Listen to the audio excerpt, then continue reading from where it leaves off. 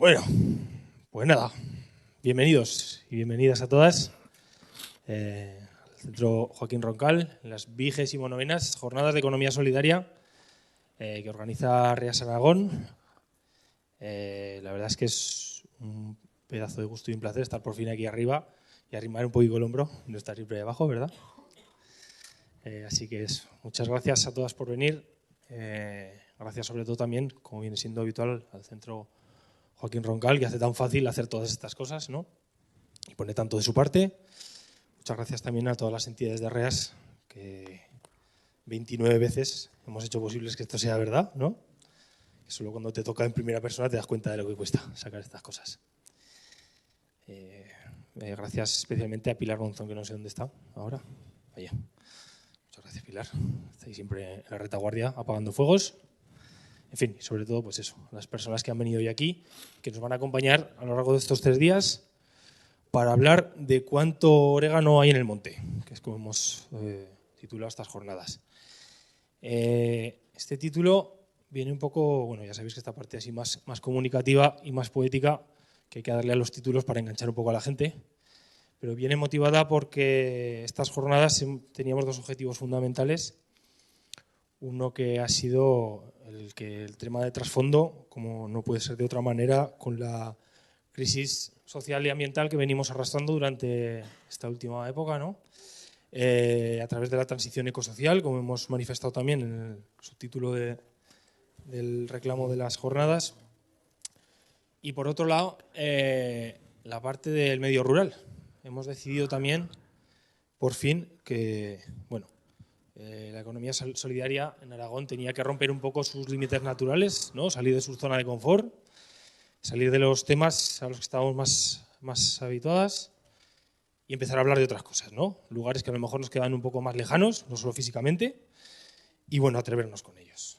Y es verdad que, bueno, siempre tenemos un pequeño debate interno de cómo de legitimados estamos desde la ciudad para hablar de cosas de nuestros pueblos, ¿no?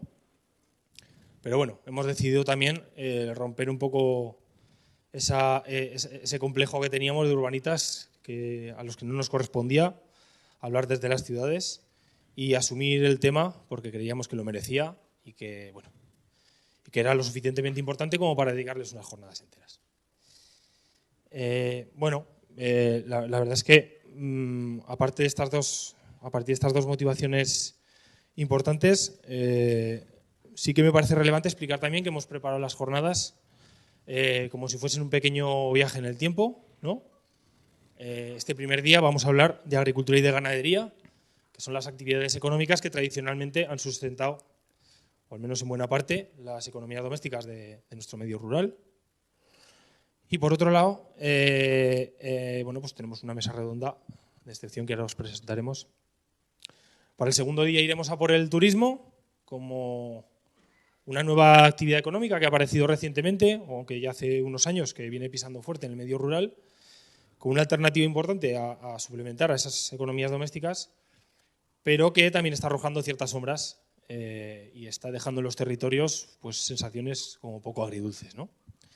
Y por otro lado, ya el tercer día, y como colofón, tocaremos un tema que hemos denominado dinamización rural, que no es como tal otra actividad económica más, sino el plantear propuestas que desde los territorios y para los territorios quieren hacer que las personas que habitan nuestros pueblos sean las que decidan qué es lo que quieren hacer con ellos. Lo dejo como pequeño aperitivo para teneros con toda la incertidumbre para cuando llegue el miércoles os tenga aquí, por lo menos a todas las que estáis aquí. Termino con una pequeña provocación y haciendo un poco mía también los eslóganes o los reclamos de otras compañeras de lucha, como pueden ser en este caso las luchas feministas.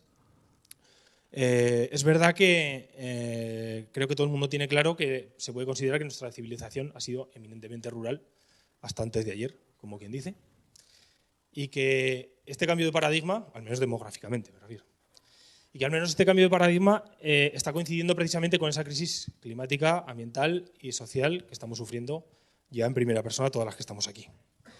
Con lo cual, ya digo, haciendo mío el reclamo de nuestras compañeras feministas, me atrevo a plantear al respetable aquí presente: ¿el futuro será rural o no será?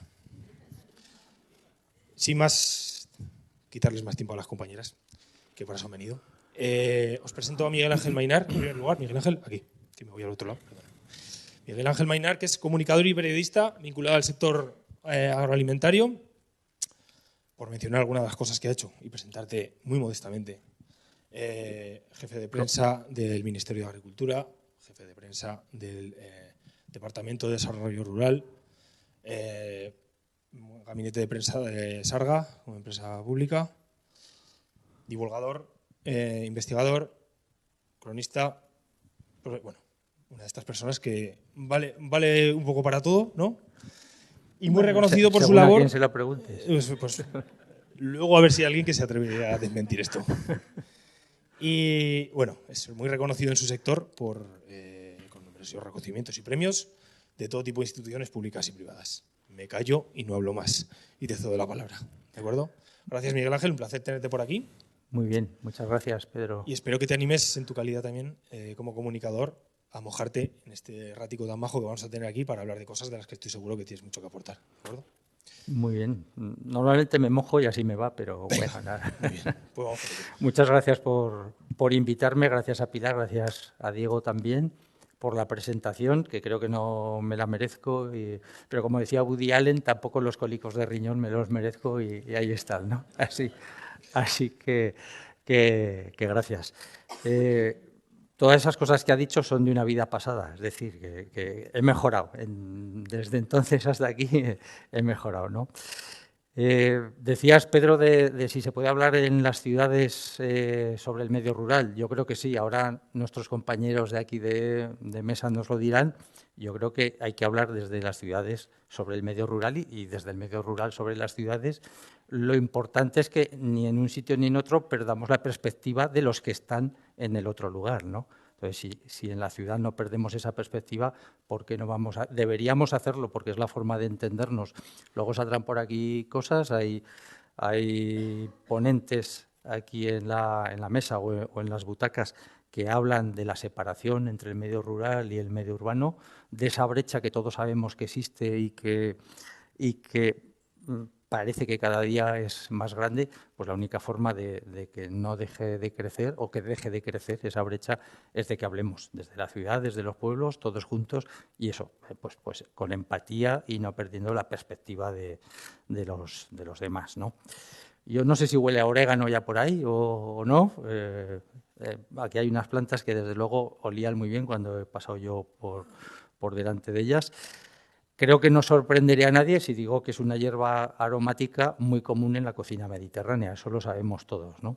Y probablemente también que tiene bastantes usos medicinales tradicionales. Lo que pasa es que yo los he estado mirando y me he sorprendido de cuántos. Yo no sé si todo el mundo los conoce, pero es una hierba antioxidante, antimicrobiana, antitumoral, antiséptica, antiespasmódica, digestiva, cicatrizante, expectorante, fortalece el sistema circulatorio y previene los coágulos sanguíneos.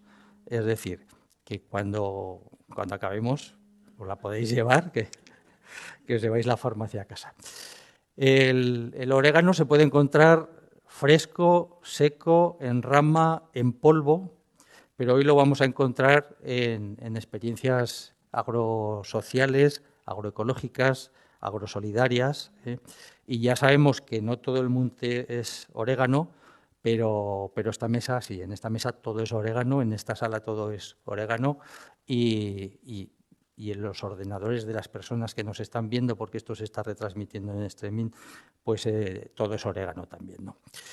Lo que nos vamos a preguntar aquí en los próximos minutos es si el campo y la agricultura muestra signos de oxidación, si le recorre por dentro algún tumor maligno, si está teniendo una digestión pesada, si tiene el colesterol alto, en fin, si necesita orégano para eliminar microbios o cicatrizar heridas, ¿no? Nosotros a lo mejor se lo podemos administrar con estas experiencias que vamos a ver aquí. y con otras experiencias que no están aquí, que sabemos que existen, y otras que están en las mentes y en las cabezas de algunas personas que quieren y a las que les gusta el campo y el medio rural y están pensando en experiencias de este tipo, en proyectos de carácter agroecológico y agrosocial para llevar adelante, ¿no? En fin, si atendemos a los acontecimientos de las últimas semanas, yo creo que todos estaremos de acuerdo en que sí, que hay algo de oxidación, que hay heridas abiertas, que el campo no está bien, que hay malas digestiones que se están haciendo. Hoy mismo estaban las fronteras con Francia cerradas porque los agricultores las han, tanto los franceses como los españoles, aunque la iniciativa a partir de aquí pues las habían cerrado, ¿no? Es pues un episodio más de estas protestas que empezaron con el comienzo de año o incluso ya a finales del año pasado y que, bueno, que son signo de eso, de que algo no funciona bien. El diagnóstico casi lo compartimos todos, ¿eh? Que si la PAC no es justa, que si la renta es escasa, en fin, pues de una manera o de otra y sin entrar en matices, todos estamos de acuerdo en que hay problemas en el campo. Otra cosa es cuáles son las soluciones. Porque hay algunas que no se parecen en nada a las otras, es decir, hay soluciones que se diferencian tanto como la noche y el día, ¿no? No hace mucho hubo aquí en Zaragoza una jornada sobre el Pacto Verde que la organizaba el Gobierno de Aragón. Y estuve por ver un poco cómo reaccionaba el Gobierno a estas manifestaciones de agricultores, a esas críticas que se hacían al Pacto Verde, a la ecologización de la agricultura, etcétera, etcétera. Y oí cosas como que os vais a reír un poco, pero yo las oí allí. A lo mejor me diréis, bueno, eso es la anécdota. Pudo ser la anécdota, pero es que no hubo muchas cosas que superaran a las anécdotas, ¿no? Pero yo oí cosas como que los halcones prefieren a las gallinas convencionales frente a las ecológicas. Es decir, que cuando van volando y ven gallinas por un corral, las convencionales deben ser más sabrosas o lo que sea, y a las ecológicas las dejan aparte, no sé si porque están peor alimentadas o por qué, pero se dijo en esa reunión. A lo mejor quien lo dijo ahora me diría, hombre, me estás ridiculizando, pero es que no dijo muchas más cosas interesantes, ¿no? Hubo otra persona que dijo que los animales, ahora me lo diréis los ganaderos que estáis por aquí, que los animales se criaban a la buena de Dios, porque como no se les podía dar antibióticos ni medicamentos de ninguna clase, pues estaban criando a la buena de Dios. Y hubo quien, refiriéndose a la Agenda 2030, dijo que era la Agenda de 2030 sin vergüenzas. Eso también se dijo allí, ¿no? Bueno, pues en el diagnóstico igual estamos todos de acuerdo, pero lógicamente las soluciones no podemos estar. Claro, la conclusión de esa jornada fue mandar al carajo el Pacto Verde, por supuesto. El Pacto Verde, la Agenda 2030, la estrategia de la granja a la mesa, todo lo que, por lo menos hasta no hace mucho, pensábamos que era progreso, ¿no? El problema es que, creo yo, mucha gente está de acuerdo con eso, o tiene una línea de pensamiento que en parte comparte estas ideas, ¿no? Si no, supongo que la Unión Europea no hubiera dado la marcha atrás que dio hace unas semanas y que ahora no estaría tan preocupada con el voto agrario y el voto rural, que ya sabéis, el próximo día 9 tenemos votaciones y hay mucho miedo a lo que pueda salir del campo en esas elecciones, ¿no? Podemos hablar ahora de eso también, si os parece.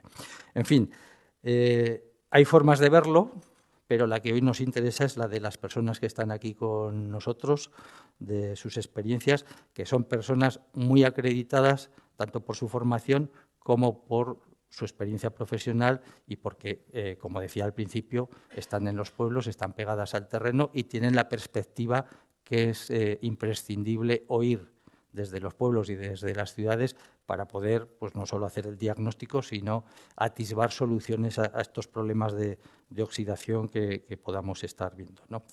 Así que hay mucho orégano en el monte, aunque no todo sea, aquí todo es orégano, y vamos a empezar, si os parece, con los compañeros que están aquí en la mesa, que yo voy a ir presentando y vamos a empezar a hablar con ellos ya. Y después, o a la vez más o menos, primero dejaremos que hagan una primera intervención, que nos presenten sus proyectos para que sepamos todos un poco de dónde vienen y a qué se dedican, aunque casi todos son conocidos y los conoceréis bastante. Pero bueno, luego, como digo, pues tendréis también la oportunidad desde vuestras butacas de participar y de hacerles preguntas o hacer alguna reflexión, si os parece, o lo que sea. Vamos, en primer lugar, por aquí, por mi derecha, con Marta Barba. Marta, Miguel Paricio y Antonio Monfort se conocieron estudiando veterinaria hace más de 10 años y se hicieron amigos.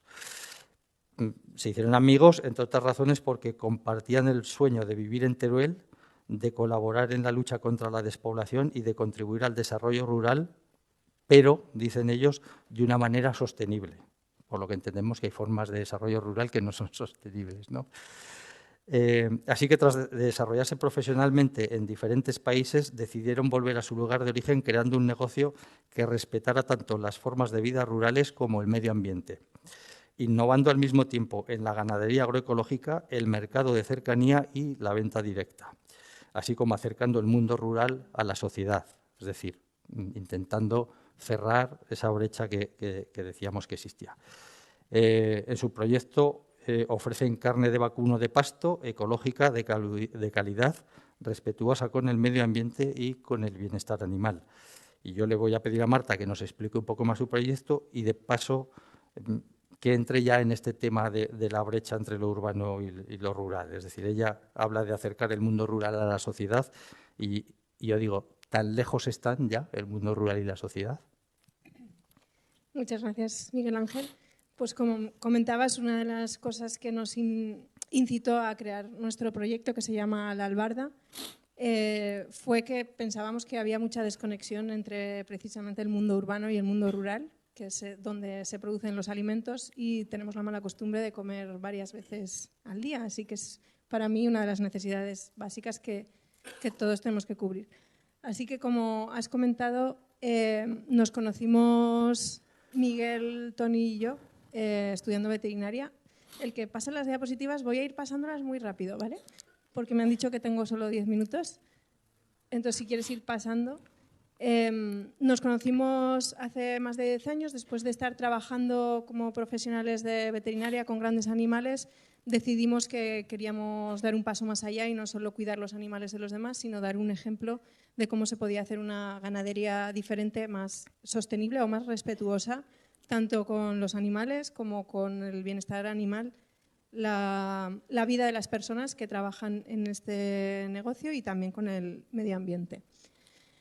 Pues seguir pasando, o sea que pues nos movía el vivir con el mundo rural. Los tres nos habíamos criado en pueblos de Aragón y quisimos un poco pues volver a nuestros orígenes. Pues seguir pasando, si quieres.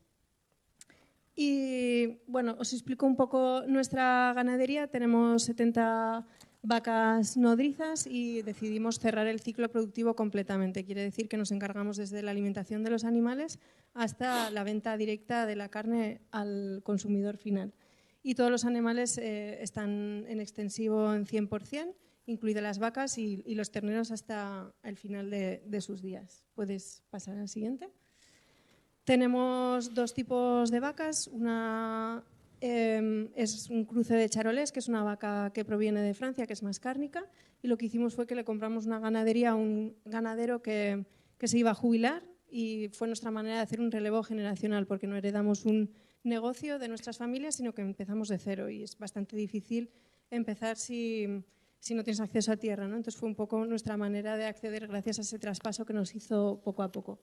Y también queremos ayudar a la conservación de una raza autóctona, que es la serrana de Teruel, que es la que tenéis aquí a la izquierda, que está en peligro de extinción. Puedes pasar a la siguiente diapositiva.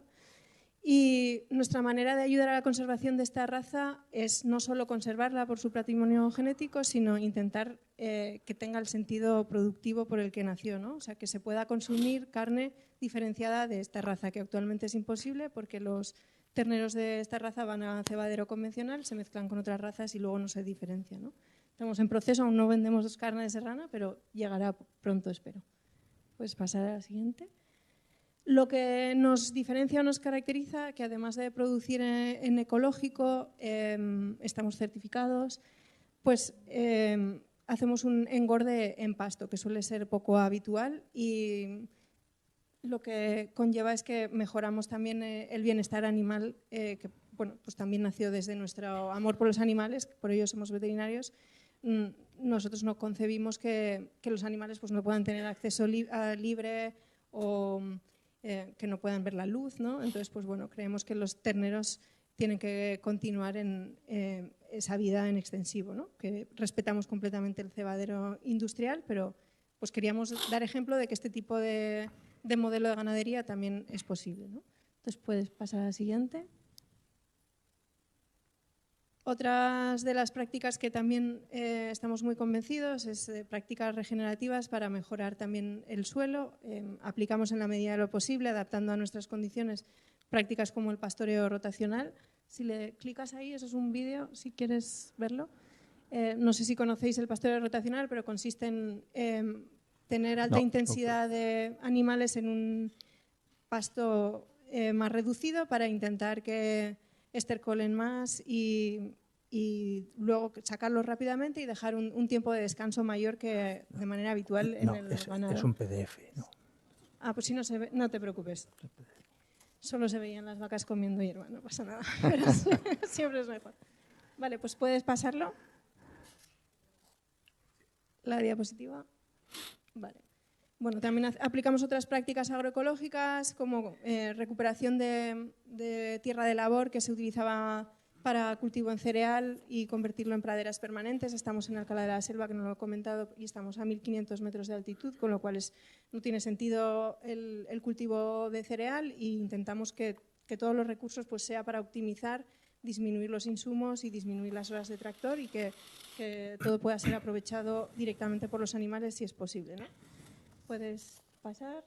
También realizamos una pequeña transhumancia, es realmente una transterminancia en el que movemos los animales caminando de pastos de unos municipios a otros y bueno, pues también que sepáis que es una práctica que está considerada patrimonio de la humanidad y bueno, ayuda a conservar también la biodiversidad y a dispersar semillas, por ejemplo, ¿no? Y bueno, para nosotros el gran reto, que es en realidad la parte que más me ocupo yo, fue el saltar a hacer una venta directa, ¿no? que realmente ha sido un proceso gratificante y muy difícil al mismo tiempo, pero que lo que hacemos es que conseguimos vender nosotros directamente al consumidor final y precisamente acercar que los consumidores conozcan a los productores. La verdad es que cuando repartimos carne nos damos cuenta que más que repartir carne repartimos felicidad, porque es como que repartes ahí algo mucho más que la carne. La gente realmente lo que compra es la experiencia y tu poder ayudar a mantener a dos familias en el medio rural, que tus hijos sigan yendo a la escuela, ¿no? O sea, que realmente la gente tiene muchas ganas de eso, así que nos anima a seguir a pesar de lo difícil que es este camino y estamos muy contentos con eso. Así que si quieres pasar.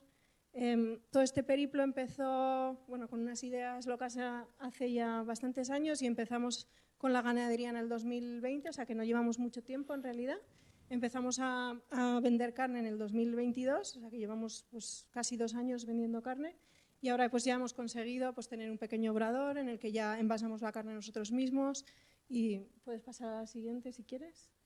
Repartimos nosotros localmente, más de 1/3 de lo que producimos lo vendemos en la provincia de Teruel. Mucha gente nos pide de otros sitios, de momento nos hemos negado a vender en mensajería porque pensamos que hay muchos productores en muchos sitios y lo que consiste es en consumir localmente para disminuir el impacto realmente de la alimentación y como mucho pues nos desplazamos a Valencia, que lo tenemos muy cerca, y hacemos también ruta a Zaragoza y Huesca, así que estáis interesados. Vendemos lotes de 5 kilos envasados al vacío y uno de los beneficios que tiene la carne de pasto es que se considera una carne pues, más saludable por el contenido de ácidos grasos que tiene la carne, que también pues, bueno, hay gente que lo valora mucho, ¿no?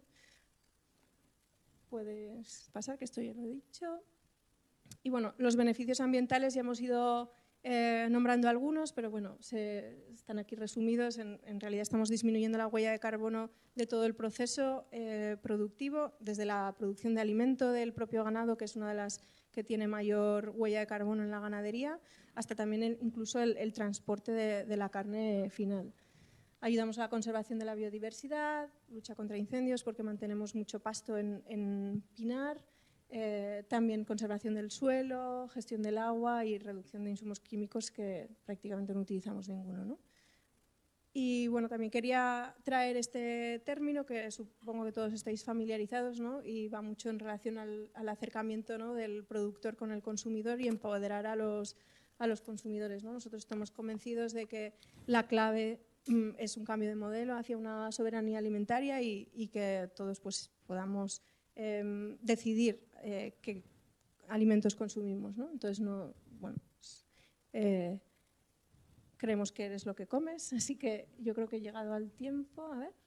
Sí, simplemente quería agradecer que detrás de este proyecto, aunque nosotros somos 3 y para nosotros ha sido clave, lo que hacemos sería imposible hacerlo una persona sola, entonces es clave tener un equipo y apoyarte ya no solo en el trabajo diario, sino en la toma de decisiones, en todo este proceso que ha sido crear una iniciativa como esta desde cero, pero nos apoya muchísima gente detrás, no solo familia, sino amigos y bueno, creo que es clave, ¿no?, desde las iniciativas que desde el principio no te imaginas, ¿no?, el apoyo que necesitas detrás para llevarlo a cabo. Y en un par de minutillos, ¿dónde creéis que está el problema? ¿Cuándo empezaron a separarse esas dos sociedades, la urbana y la rural, y por qué? ¿Qué análisis habéis hecho? Pues no sé si hemos hecho ese análisis, pero bueno, yo creo que desde que pues la población fue cada vez concentrándose más en las ciudades, ¿no? Al principio pues todo el mundo vivía en pueblos, todo el mundo se producía parte de su alimento. En el momento que ya pues dejas de tener ese contacto con la tierra y dejas de seguir yendo a tu pueblo y lo sigues viendo, cuando ya se desconecta de esa producción de alimentos, pues es que hay gente que no se imagina lo que cuesta, ¿no?, producir un alimento y todo lo que hay detrás. O sea que yo lo ligo mucho a pues la migración a las ciudades, ¿no? Y el paso de las generaciones. Es decir, Es, hay un momento en que muchos habitantes de las ciudades son hijos de agricultores o primos, luego ya son nietos y luego ya dejan de tener prácticamente cualquier vinculación agraria y, por supuesto, emocional ya con el campo, ¿no? Y eso eso acelera la desconexión, ¿no?, aparte de otras cosas. Muy bien, pues muchas gracias, Marta. Vamos con Lucía.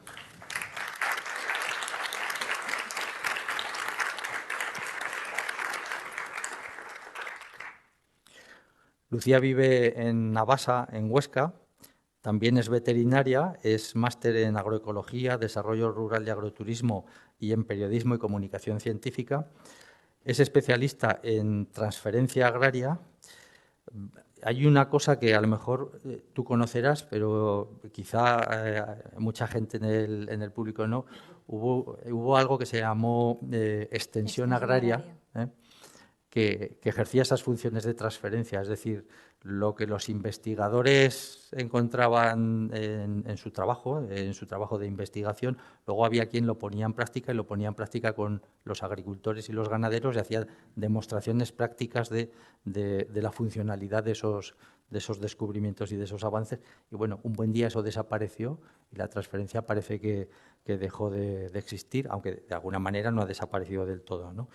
Entonces, bueno, pues Lucía es especialista en transferir esos conocimientos y a lo mejor para eso creó mayata.com, que ella define como un refugio rural en la web desde el que se pone en valor la ganadería extensiva, la agroecología y el medio rural, con el foco en la labor invisible que realizan las mujeres y en la conservación del conocimiento ecológico tradicional.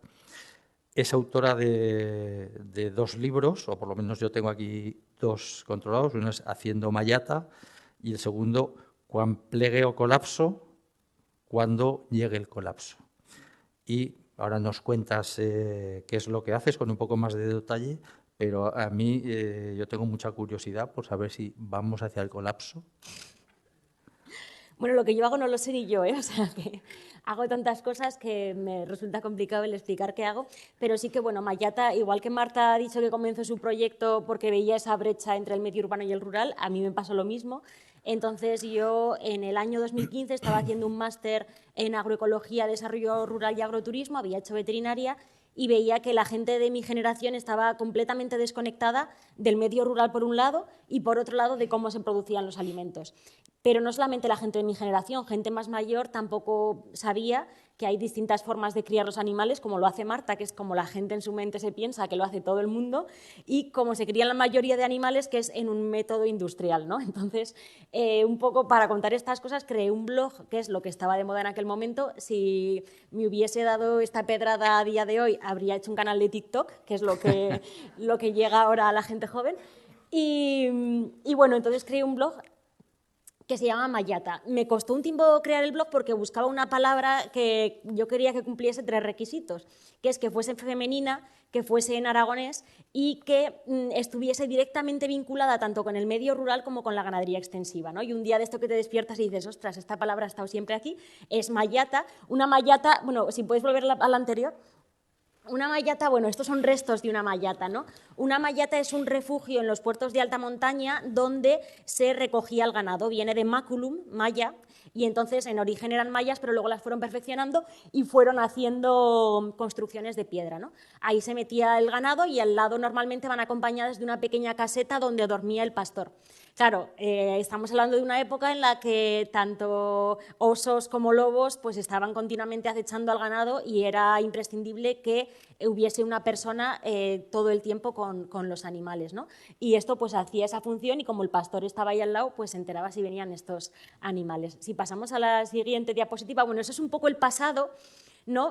También ese pasado, Marta hablaba también de la transhumancia. En Aragón tendríamos que estar súper orgullosos de que la transhumancia documentada más antigua de Europa se dio en Aragón. Se dio entre el Valle del Ebro, era gente del Valle del Ebro que subía al Pirineo, a la zona de la Ribagorza, con sus animales, ¿no? Sin embargo, ya no nos acordamos de eso y hablamos mucho de, ¿no? Turismo de Aragón, pues presumen del vino, del jamón de Teruel, que tiene muy poco de Teruel, y se habla muy poco pues, de esas transhumancias, de esas razas autóctonas, y yo un poco de eso hablaba en el blog, ¿no? De la importancia fundamental de la ganadería extensiva, de la agroecología, del medio rural, de las mujeres que habitan el medio rural, que siempre han estado muy invisibilizadas, pero son un papel fundamental en ese tejido social rural, y del conocimiento ecológico tradicional. Porque una cosa que defiendo yo, y ahora me he empezado a leer un libro que dice lo mismo y digo, mira, esto me refuerza en... Nosotros también somos indígenas de nuestro territorio, ¿no? Y parece que muchas veces ponemos en valor lo que hacen otros indígenas en otros territorios, que está muy bien y es muy necesario, pero también tenemos que recordar que nosotros venimos de aquí y que antes aquí se hacían las cosas de otra manera, ¿no? Y que vivíamos también en el ciclo de esa naturaleza, utilizando los recursos que teníamos alrededor y que, bueno, que utilizábamos las plantas que teníamos aquí, las variedades que teníamos aquí, y tenemos unas razas autóctonas y unas variedades de semillas que hemos ido seleccionando durante miles de años. Tenemos la roya bilbilitana, que es una oveja de aquí, que se llama roya bilbilitana porque los bilbilitanos ya la tenían, ya ha sobrevivido 2000 años y después de sobrevivir a las guerras sertorianas, a la guerra de independencia, a la guerra civil, es ahora cuando está en peligro de extinción, ¿no? Cuando está llegando toda la industrialización al campo y cuando no sabemos poner en valor esa raza que se ha criado en un entorno, o sea, alrededor de un ecosistema que es su ecosistema. Y aquí está Audrey Hepburn, que, bueno, Audrey Hepburn tiene una historia con las razas autóctonas españolas, ¿no? Que no sé si veis que está en un puesto de mantequerías leonesas. Había una raza que hoy ya está extinguida, que era la vaca mantequera leonesa, y hizo muy famosa la mantequilla de león y hizo que se abriesen mantequerías leonesas por toda España y que Audrey Hepburn, en una de sus visitas a Madrid, quisiese probar esa mantequilla que a día de hoy ya no existe porque esa raza no existe, ¿no?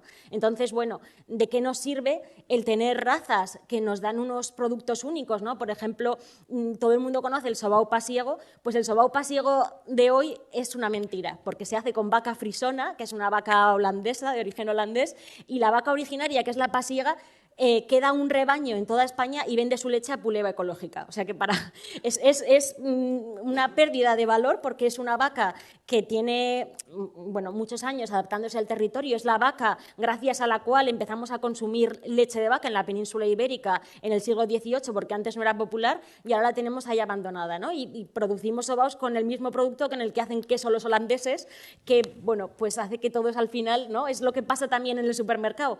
¿Por qué es tan popular el lomo de cerdo? Bueno, pues porque se produce de forma industrial con los mismos alimentos en todas las granjas y entonces es siempre igual durante todo el año. La carne de Marta no es igual ahora que en otoño, porque las plantas que comen sus vacas es diferente, ¿no? Entonces también tenemos que volver a eso y apreciar eso. Y un poco eso era como el presente, ¿no? Y ahora el futuro, ¿no? Porque hemos dicho eso de pasado, presente y futuro, el colapso. Yo empecé con un blog, pero luego fui haciendo distintas cosas en Mayata, empecé con una revista digital, y una de las cosas que hice, me invitaban mucho a dar charlas y vi que tenía mucho éxito el contar iniciativas que hacen en otros sitios, ¿no? Pues como Apadrina un Olivo, como La Albarda, porque la gente decía, ostras, si ella lo ha hecho en su pueblo de Teruel, ¿yo por qué no lo puedo hacer en el mío de Cádiz, ¿no? Por ejemplo. Y entonces dije, como la gente me empezaba a escribir emails, dije, lo voy a hacer en un mapa y así cada uno que busque la iniciativa que le guste en distintos colores, porque así el que quiere una iniciativa de ganadería la encuentra fácilmente, el que quiere una de apicultura también. Y hice tres mapas, ¿no? Pero lo que sí que muestra este mapa es que eso que llaman España vaciada está muy poblado de gente, porque donde más iniciativas hay es ahí, de gente que está haciendo las cosas de manera distinta a lo que, digamos, lleva la tendencia, ¿no? O a lo que no son grandes proyectos, son proyectos de poquitas personas. En concreto son todo proyectos impulsados por mujeres en localidades de menos de 20.000 habitantes. Entonces, creo que hay mucho futuro, pero tenemos que trabajar en red para visibilizarlo. Y ahora ya eso es todo por mi parte. Oye. Gracias. Todos somos indígenas, pero igual a los de por aquí no nos apetece mucho ser indígenas, ¿o qué?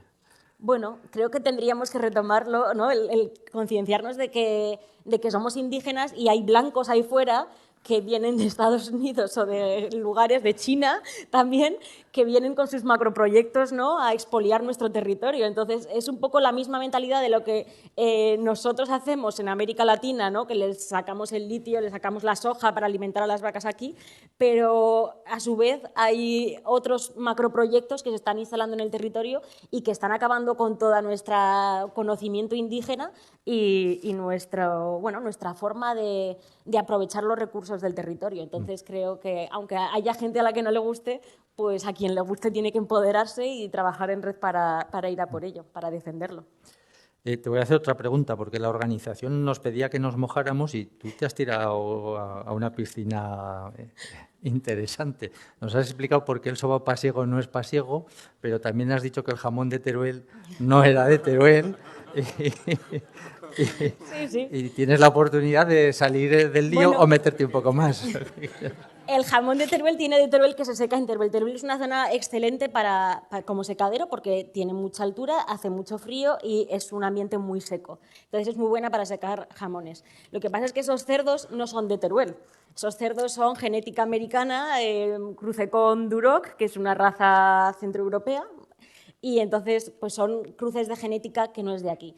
Esos animales se crían en unas granjas cerradas con temperatura constante, condiciones de humedad constantes, luz constante durante todo el año, con piensos que vienen de América Latina, de 1000 sitios, ¿no? Entonces, no come plantas de Teruel, no se alimenta ni con plantas ni con nada de Teruel, no tiene genética turolense en absoluto, y luego pues es el mismo cerdo que se puede criar en Rumanía o en Marruecos, en Marruecos quizás no, pero porque no son muy de criar cerdos, aunque ahora, como aquí estamos consumiendo tanto cerdo, se están empezando a instalar ganaderías industriales en el Magreb. Y lo único que tiene de Teruel es que se seca en Teruel. Es el único añadido que tiene. No puede competir con el cerdo ibérico, que sí que es una raza ibérica, que, cuando es cerdo ibérico de bellota, y que se alimenta de los recursos del ecosistema donde se cría. Muy bien, muchas gracias. siempre me toco. Bueno, pues es el turno de Óscar. Óscar viene de una agrociudad, porque un pueblo en Andalucía, aquí ya lo hemos comentado, que sería la capital de Aragón seguramente, ¿no? Es andaluz de Morón de la Frontera y socio trabajador de Talayos Cooperativa. Es doctor en Economía, ha sido investigador en el Instituto de Desarrollo Regional, profesor de la Universidad Pablo Olavide de Sevilla y socio fundador de la cooperativa Autonomía Sur, desde donde formó parte del Consejo Rector de COOP 57. Si acaso nos explicas ahora un poco qué es todo este conglomerado de cooperativas, ¿no? Como mucho. Ha publicado y ha participado en la publicación de diversos libros y textos, y los últimos son Aproximación al capitalismo andaluz, Sindicalismo y economía social para la transformación y Economías transformadoras. Una propuesta para la transformación de la economía de los territorios, perdón, esto lo he cortado, pero es el mismo título, Economías transformadoras, una propuesta para la transformación de la economía y los territorios. Y actualmente asesora y forma parte de la Comisión de las Cooperativas de Marinaleda, que es la razón por la que está aquí, se le ha invitado hasta aquí y ha hecho el esfuerzo de venir aquí desde allí. Pues eso, nos explicas un poco qué es todo esto del cooperativismo, porque aquí hay mucho cooperativismo y yo te preguntaría que ¿para qué ha servido tanto cooperativismo? Muy bien, pues muchas gracias. El cooperativismo me ha servido, por ejemplo, para conocer a José Luis Ochoa, que me estaba acordando hoy, y bueno, y para conocer a tanta y tanta gente que entendemos que tenemos que transformar el mundo, que esta economía capitalista nos lleva a muy mal sitio y que a partir de ahí tenemos que transformar. Yo vengo a hablar de Marinaleda, que es una cooperativa, y me gustaría partir desde que somos indígenas. A mí me ha encantado eso, somos indígenas. En Andalucía ha existido quizás la maldición de los recursos, que es que las zonas ricas van desde todo sitio a saquearlas. Y a nosotros nos llevan saqueando 500 años mínimo.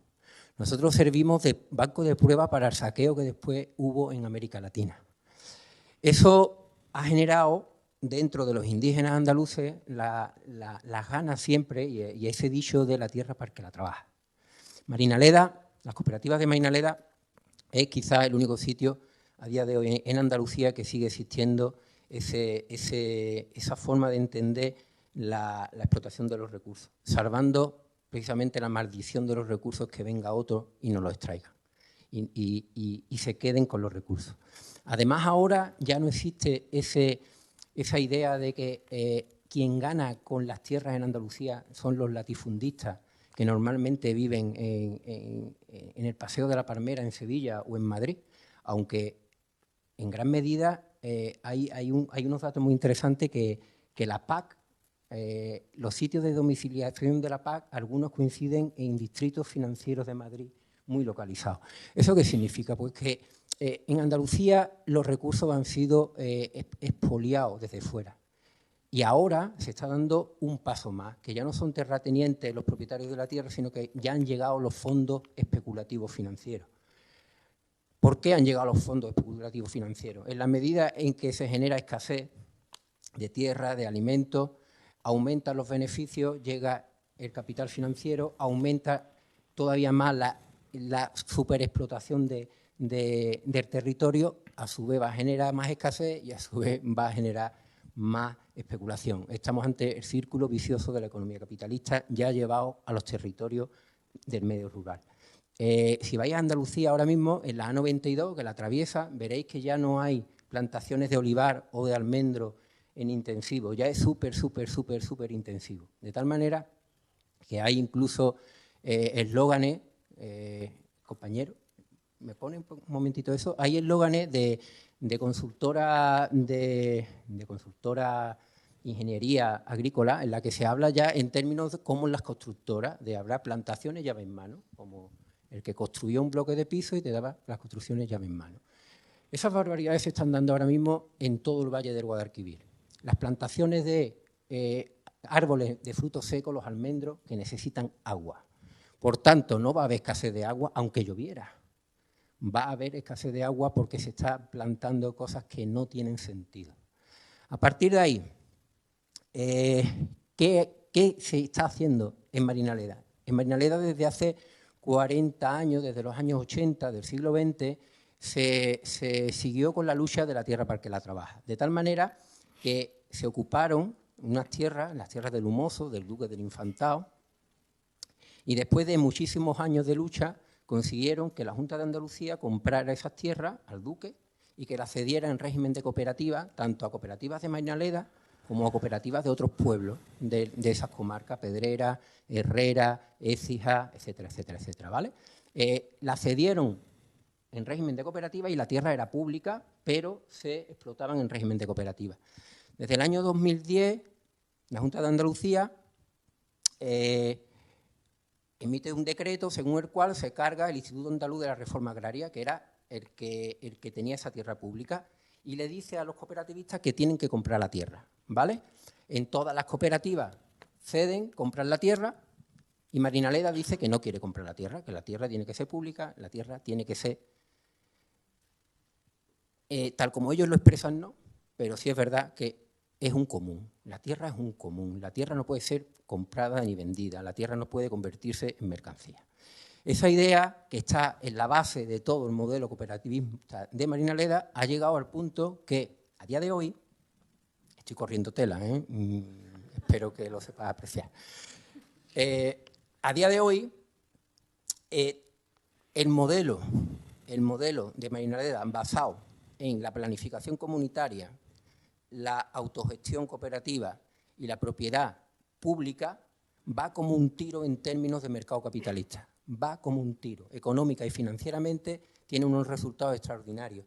Se está invirtiendo no solo en las 1.200 hectáreas del Humoso, sino que hay un molino de aceite, imaginaros este año cómo ha sido el tema del aceite, y hay una fábrica de conservas vegetales que a día de hoy es la única fábrica de conservas vegetales de mediano tamaño andaluz que no está controlado por fondos financieros especulativos que también están entrando en la agroindustria andaluza.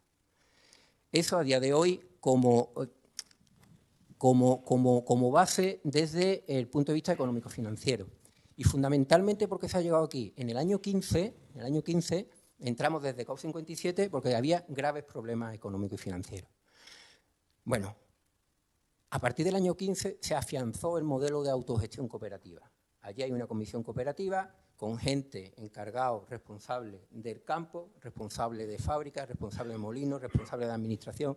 Y solo vemos 2 extranjeros, como quien dice allí. 2 que venimos de fuera por empatía, ya en fin. Pero hay una autogestión clara de todo aquello. Una autogestión que lleva a que las decisiones se lleven a cabo de manera completamente democrática.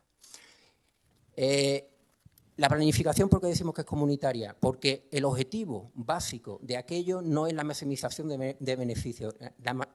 El objetivo de aquello es la maximización del empleo de calidad. Toda la planificación de campo y de fábrica se basa en generar el máximo empleo de calidad posible. Y a partir de ahí se generan asambleas de pueblos en las que se toman incluso decisiones de cultivo, etcétera, etcétera, etcétera. ¿Por qué pasa esto?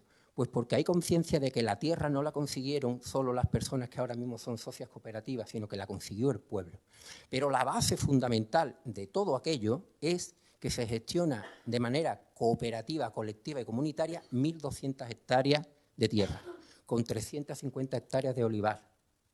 ¿Eso qué significa? Pues que tenemos las economías de escala propias que te piden los mercados capitalistas, pero hacemos una gestión cooperativa transformadora de esas 1.200 hectáreas para que en lugar de que los beneficios se los lleven fondos de inversión, terratenientes, etcétera, etcétera, se queda en el territorio.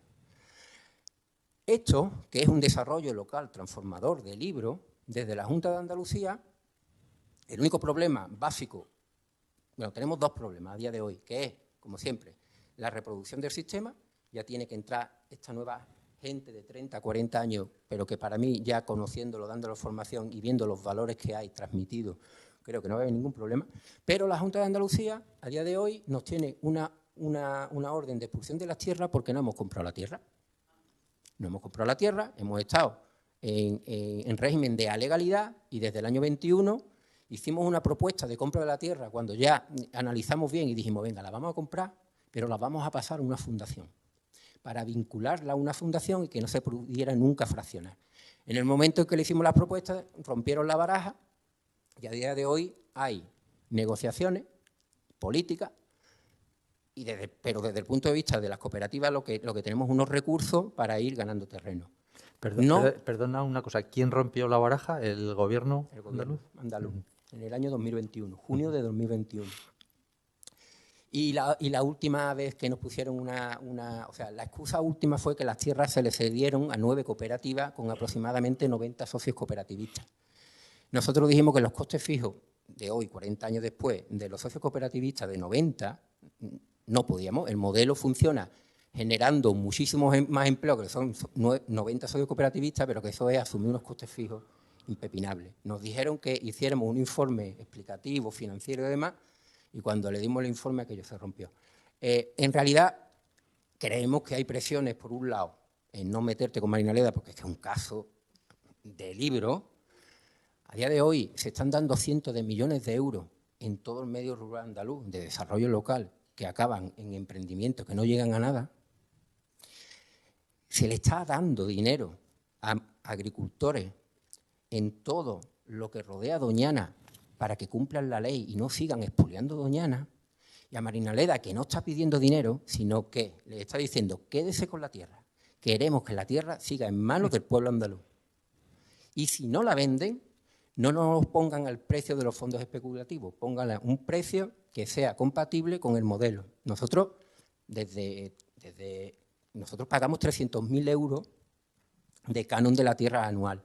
Nosotros decimos, sí, podemos pagar durante 20 años 300.000 o 400.000 euros, pónganoslo usted a 10 millones de euros, hablamos con 57 y nos lo averiguamos. Así de claro, vamos, las cuentas, está grabándose esto, ¿no? Pues, tal cual. Vamos a ver por dónde vamos. Nosotros no nos creemos, no nos podemos creer que un caso de éxito como este, estoy riendo por lo de los halcones y las gallinas ecológicas. Pues créetelo. Claro, créetelo. A ver, porque aquí tenemos unos halcones que sí les gustan esta tierra, ya podrían ser como los halcones que no quieren las gallinas ecológicas. Pero aquí sí tenemos unos halcones que están bien. Bueno, ¿Y no ha habido intentos de replicar la experiencia en otros lugares? A ver, precisamente, guiarte por las políticas agrarias de la Unión Europea, en la que se privilegia la propiedad privada, en la que te dicen utiliza los químicos, en la que te dice intensifica, en la que te dice que haya un empresario que están llevando al caos en la agricultura. Y un modelo que ha ido siempre contramano, en el que te dice la tierra es pública, queremos que la tierra siga siendo pública, en el que el trabajo, aquí no hay gente que manda sobre... Esto es autogestión jornalera de libro. Autogestión jornalera de libro, en la que el molinero, en la que el encargado de la fábrica de conserva, en la que la responsable de administración cobra 1.434 euros, lo mismo que cobra todas las personas que entran como eventuales o las que están como fijas que pasarán a ser cooperativistas. Es decir, hay un concepto de igualdad. En términos de la cultura jornalera, nosotros decimos, y con esto acabo, que con 3 valores, que los 3 principios no lo podemos romper, que es la unión, el cumplir y el reparto. La unión, el cumplir y el reparto. En la medida en que el concepto de reparto se lleva allí a rajatabla, en la que todo el mundo dice, pasamos calor, pasamos dolores de cabeza, pasamos y ganamos lo mismo. Significa que la gente está muy unida. Y así no es difícil que tenga que haber, como dicen, que los jornaleros y jornaleras andaluzas son unos vagos que tienen que ir con alguien detrás dándole en el culo. El concepto del cumplir es para nosotros religión pura. Claro. Religión pura, porque el que no cumplía era el que iba a caballo. Entonces, con esos 3 principios, en Marinaleda se ha sentado un modelo de economía social transformadora cooperativista de éxito, que esperemos que tanto el capitalismo financiero que está ahora llevando cual halcón las garras al campo andaluz, o que el desvarío político permita que siga. Y no queremos ayuda, no queremos que den dinero. Lo que queremos es que adapten la normativa a un caso de éxito. Y si la normativa de ello es que la tierra pública andaluza pasara a manos de propiedad privada de todo y aquello ha acabado fatal, entiendan que el caso de éxito, que es la propiedad pública o comunitaria de la tierra, respétenla porque es un caso de éxito. Muy bien, me venía a la mente una frase que, bueno, iba a decir tenemos aquí, no sé si es de Aragón o es de otro sitio, yo la he oído aquí, lógicamente, que hablabas tú y yo me acordaba de una frase que dice, lo que es del común no es de ningún. Bueno, pues muchas gracias, Óscar.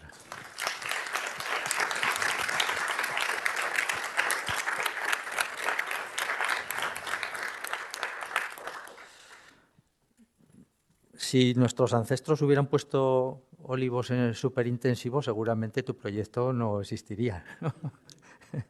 Bueno, Alberto Alfonso viene de Oliete, de Teruel, y es el ideólogo y cofundador de Apadrina un Olivo. Es un proyecto que seguro que lo conocéis de sobra y lo habéis oído muchas veces. Ahora nos contará él en qué consiste, pero bueno, yo puedo decir que es una iniciativa de emprendimiento social y rural que nació en 2014 con el objetivo de generar desarrollo rural sostenible poniendo en valor los recursos endógenos del territorio.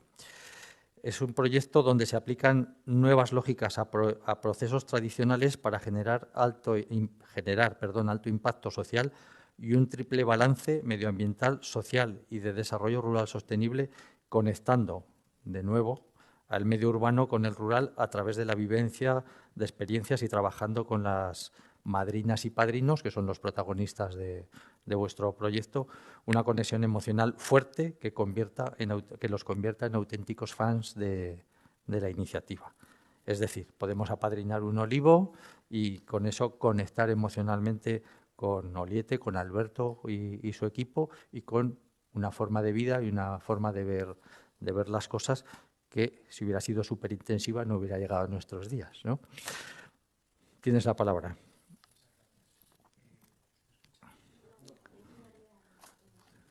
Ahora sí, ¿no? Sí. Muchas gracias a Reas, a Pilar, Miguel Ángel, a todo el equipo y a mis compañeros. Y bueno, pues efectivamente en 2014 tuvimos una idea fruto de la situación tan decrépita de nuestro pueblo y de nuestra comarca, ¿no? Nosotros estamos en el Bajo Aragón histórico, en la comarca de Andorra-Sierra de Arcos, en Oliete. Oliete viene de Olivetum, campo de olivos en latín. Tenemos patrimonio cultural y natural a raudales, poblados íberos que ya guardaban el aceite en esas tinajas de barro de nuestras arcillas y que también las empresas en ese desarrollo rural no sostenible pues explotan y estamos minados de minas de arcillas, de carbón hasta que se cerraron, ahora de ventiladores, que llamamos nosotros, placas solares, etcétera, ¿no? Es decir, tenemos de todo menos gente. Pero no bueno. Quiero decir que si vinieran cosas interesantes, porque sí, las energías renovables son buenas, que haya trabajo es bueno, pero no a cualquier precio, ¿no? Y esas explotaciones a cielo abierto pues también manchan nuestro territorio y seguro que lo hablaréis mañana en las mesas de turismo, ¿no? Y de dinamización del territorio, que eso también influye. Pero efectivamente, con indicadores de menos de 3 personas por kilómetro cuadrado, en ese Aragón vacío, ¿no? En 2014 dijimos, o hacemos algo o esto se nos va de las manos. En el colegio quedaban solo 4 niños, Oliete llegó a tener casi 3.000 habitantes y estábamos censados 350, estamos. Este último año es la primera vez en una serie histórica de 10 años que hemos logrado subir 19 habitantes el censo y en la escuela hay 27 niños, ¿no? Y muchos medios de comunicación, porque el proyecto de Apadrinar un Olivo sí que hemos logrado que fuera mediático, han llamado el milagro de Oliete. Pero bueno, el milagro de Oliete no es más que lo que comentaba Miguel Ángel en la presentación, ¿no? Poner en valor esos recursos que tenemos en el territorio y que a veces nos echamos la mano a la cabeza y decimos, pero ¿cómo puede ser que todo esto esté abandonado, señores, ¿no? En el siglo XXI, ¿no? Que decimos, sí, se están perdiendo especies, cuando creemos que la sociedad está en el momento de mayor desarrollo, tenemos 200 o 300 hectáreas de regadío en la ribera del Martín que están completamente yermas, es decir, nadie trabaja la huerta. Tenemos 100.000 olivos centenarios que plantaron nuestros antepasados y solo por respeto a esa herencia milenaria deberíamos cuidar y están abandonados. Y así surge el proyecto de Apadrina, ¿no? Acudimos al emprendimiento rural. Hombre, pues quizás si hubiéramos tenido un fondo de esos que decíais, del Halcón, pues hubiéramos comprado tractores, hubiéramos hecho cosas y igual no hubiéramos acudido al emprendimiento. Pero qué bonito que acudimos a ese emprendimiento rural y social en este modelo que vosotros llamáis ecosocial, ¿no? Pero es este modelo de transición ecológica, digital e inclusiva, que lo que hace es que gracias a una idea y a una historia, el recuperar un olivo centenario, conectar a esas personas y ahí la conexión importante entre el medio urbano y el medio rural, porque también en el medio rural tenemos nuestras problemáticas. Y en nuestro caso, en nuestra comarca, en nuestro Teruel querido, también hay mucho derrotismo. Fijaros que llevamos 30, 40 años que todos son malas noticias.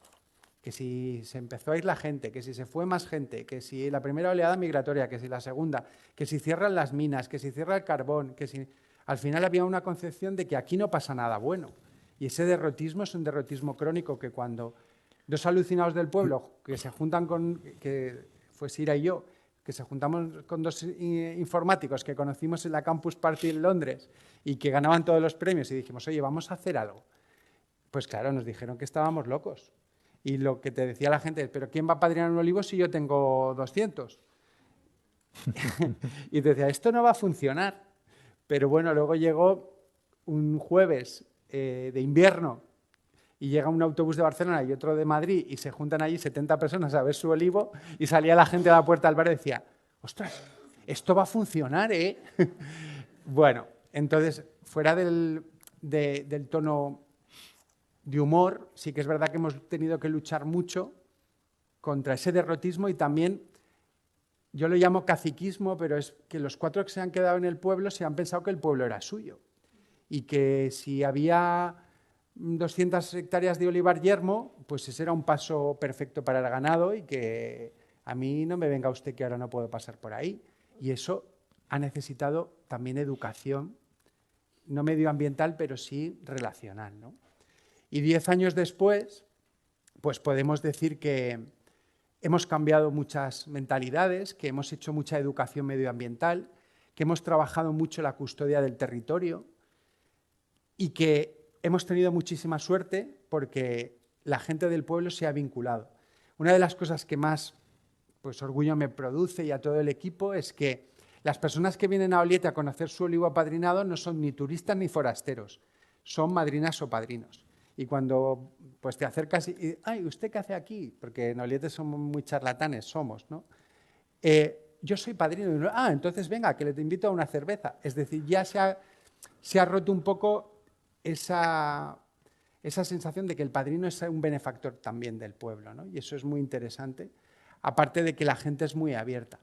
Y luego, pues las personas fueron viendo que esas fincas que tenían de sus abuelos o tatarabuelos, que el abuelito murió y dejó de cuidar el olivo porque el hijo ya se fue a Barcelona principalmente o a Zaragoza, y que pues mucha gente ya de segunda generación o tercera, que no saben ni dónde está su olivar, pero sí que hay una conexión emocional fuerte, porque eso, me acuerdo el abuelo que lo decía, que lo plantó el olivar antes de casarse y cada vez recordaba, y que no lo venden porque tampoco vale nada, porque la tierra en nuestro pueblo no es como la de Marinaleda, que allí debe costar mucho, pero la nuestra es muy barata porque no hay gente para trabajar. Y ahí la gente mantiene las fincas y las ha cedido.